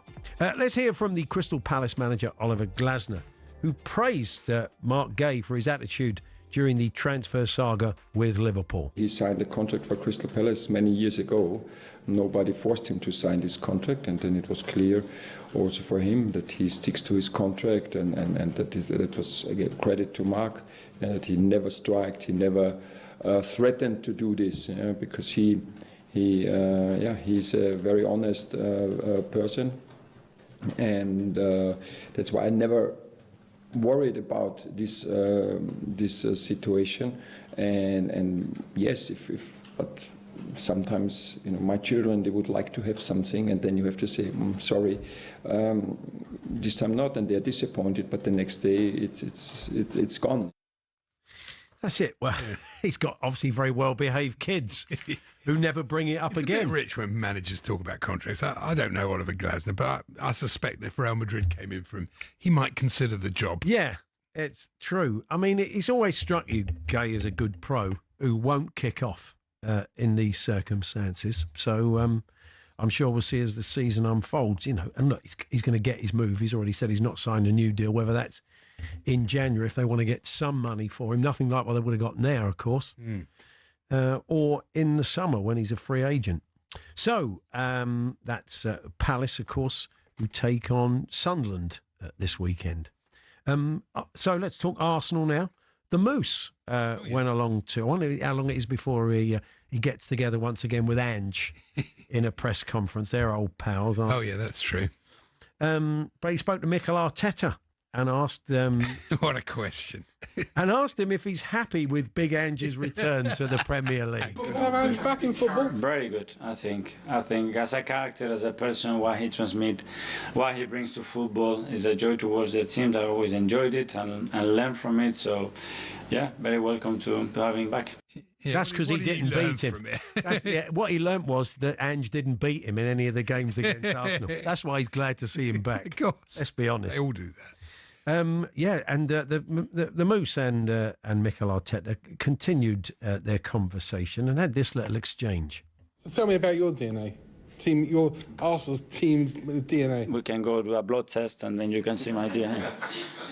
Fair enough. Moose's DNA is just pure tuna, canned tuna. I think it is. He is basically. I think if you 100%, if you gave him a blood test, you'd think he was a tuna. Yeah, you might get a good price for him at the market. Tokyo International Fish. Yeah, that's it. Moose has gone for a fortune. Anyway, that Arsenal Forest game is live on talkSPORT at 12:30 tomorrow. Manchester United, of course, go to the Etihad for the derby, and Ruben Amorim revealed what he's done during the international break. They went, what do you reckon he did? Anyway, what he's done actually more specifically to fix the problems at United. He only had 2 weeks. I did everything. I watch a lot of games. I try to understand different things. I talk with Jason. I talk with Amar, trying to anticipate scenarios. So we had the market closing in this break. So I try to do everything in this kind of breaks to prepare the future. So I did everything. Try stop talking. That'd be a better one, I'd say. Wow. Look, he's got to do something, doesn't he? Really? Who knows? It's like no, but does he need to say it? What benefit does it have? What, he hasn't watched the games already? He must have seen the games live and on tape. What does he need to watch them again for? Yeah, I don't know. Anyway, I wonder if we're going to see the 2 new keepers. I wonder if he'll play. He'll just Lamans. Well, Lamans, and I wonder if he'll chuck Donnarumma in. When life gives you lemons. Well, indeed. Life gives you lemons. He's got more chance, but he's not playing. It's going to be Altay. He's going to play. Oh, is he? Amorim. I think that kind of makes sense. It does make sense. Donnarumma's. I don't want to write him off though. I still think there's a team there. There's a manager. No. There. I think you were making the point earlier. They're better. I think the stats back up what you were saying, that they're actually they're better than they've looked so far. But they need to show it. They can't keep losing or not getting results. And Thomas Frank was chatting to the press, and of course he talked about the game. It would seem, from what I understand, that Dominic Solanke's still not fit. I mean, they brought Randall Colomwani in because there were some concerns about the fitness of Solanke, and they hoped his issue would settle down. But is he going to play? No. He's not going to be involved against West Ham. What, Colomwani? Yeah. Don't know. But I know that Solanke's not fit. He's played, hasn't he? He's fit, I think. Yeah, he's been playing. Yeah, he should be. Or has he? He was on loan at Juve, so maybe he's been without a club. I don't know. Okay. So anyway, he probably, yes, we'll find out tomorrow. Let's find out now what he made of the news of Daniel Levy leaving the club after all those years. Daniel deserves massive praise. He's been here 24 years. It must be one of the longest chairmen has been in the Premier League ever. The things he's built, the success he's been a massive part of is, you can't praise that enough. And I think the two big things, he's actually laid, I would say, the foundation for the future. In terms of this fantastic world-class training centre and of course a world-class stadium. So both those two, we are at a top level, so we can build from there to hopefully compete with the best clubs in the future. So that is Daniel. It was very interesting for Ange Postecoglou. Part of the press conference yesterday at Forest was that he said he had very little to do with Daniel Levy, few interactions with him while he was there. It's interesting. Yeah, I would have thought that would have been, there is a feeling that he was always very hands-on. Well, he started that quote that sounded like Elton John, Daniel deserves massive praise. Oh, okay, you can sing, yeah. Just the way he did it. So there we are. Apparently, Thomas Frank said within the body of that Colomwani and Xavi Simons could well feature tomorrow. Well, I think they'll probably have to, because Richie's flown back from Brazil. I don't know what sort of state he's in. I imagine he'll start, but... difficult game to predict because West Ham absolutely stunk the place out in their first two games. Little bit better against Wolves in the Carabao Cup, but still went out. Yeah. And had a good win at Forest, so you're not quite sure what you're going to get. We're good for that. I say Forest did collapse after West Ham scored that first goal, but it's always a great atmosphere. It's going to be quite lively. And, of course, you've got Mohamed Kudus going back, so he's going to get a load of clog. That's given it a bit... Judas, apparently, they're calling it. Oh, okay. That's given it a little bit of spice. Seems a bit unfair. Our football kicks off this evening. Jim Proudfoot was chatting to us earlier on the Falls panel. Ipswich Town versus Sheffield United. And you would have thought both these two were being fine fettle by the time we got to this game. Neither side, without a win at the moment. That's quite strange, isn't it? Ipswich drawn 3 and lost 1. And Sellis, we spoke to him at the start of the season, Ruben Sellis. He's already under the cosh. So it is quite a game, that, tonight. Tomorrow, we will kick off with Arsenal versus Nottingham Forest. All eyes on that, with Ange in his first game. Bless you, Andy. Thank you very much. And then Brentford-Chelsea. You going or not? No, I've decided not to. Sitting in the Brentford end. It's just not right. No, it's not a lot of fun. It doesn't feel right. No, I understand. It's not just that it isn't fun. I think it's not right for the people around me because people get upset when there's an opposition in the midst. Yeah. So I thought it's better not to go. No, that's a wise move. Okay, and so that's our live games tomorrow. We're right across all the live football for you, of course, this weekend. That is us. We'll reconvene on Monday. We'll have plenty to talk about, I'm sure. It's going to be another eventful Premier League weekend. So until then, have a great weekend. We'll catch up with you Monday from 1. Danny Kelly and Troy Deeney and lots of others, cast of thousands, joining us to reflect on the weekend's football. But coming up next, with another busy drive time show, Andy Goldstein with his old mate Jason Cundy alongside him.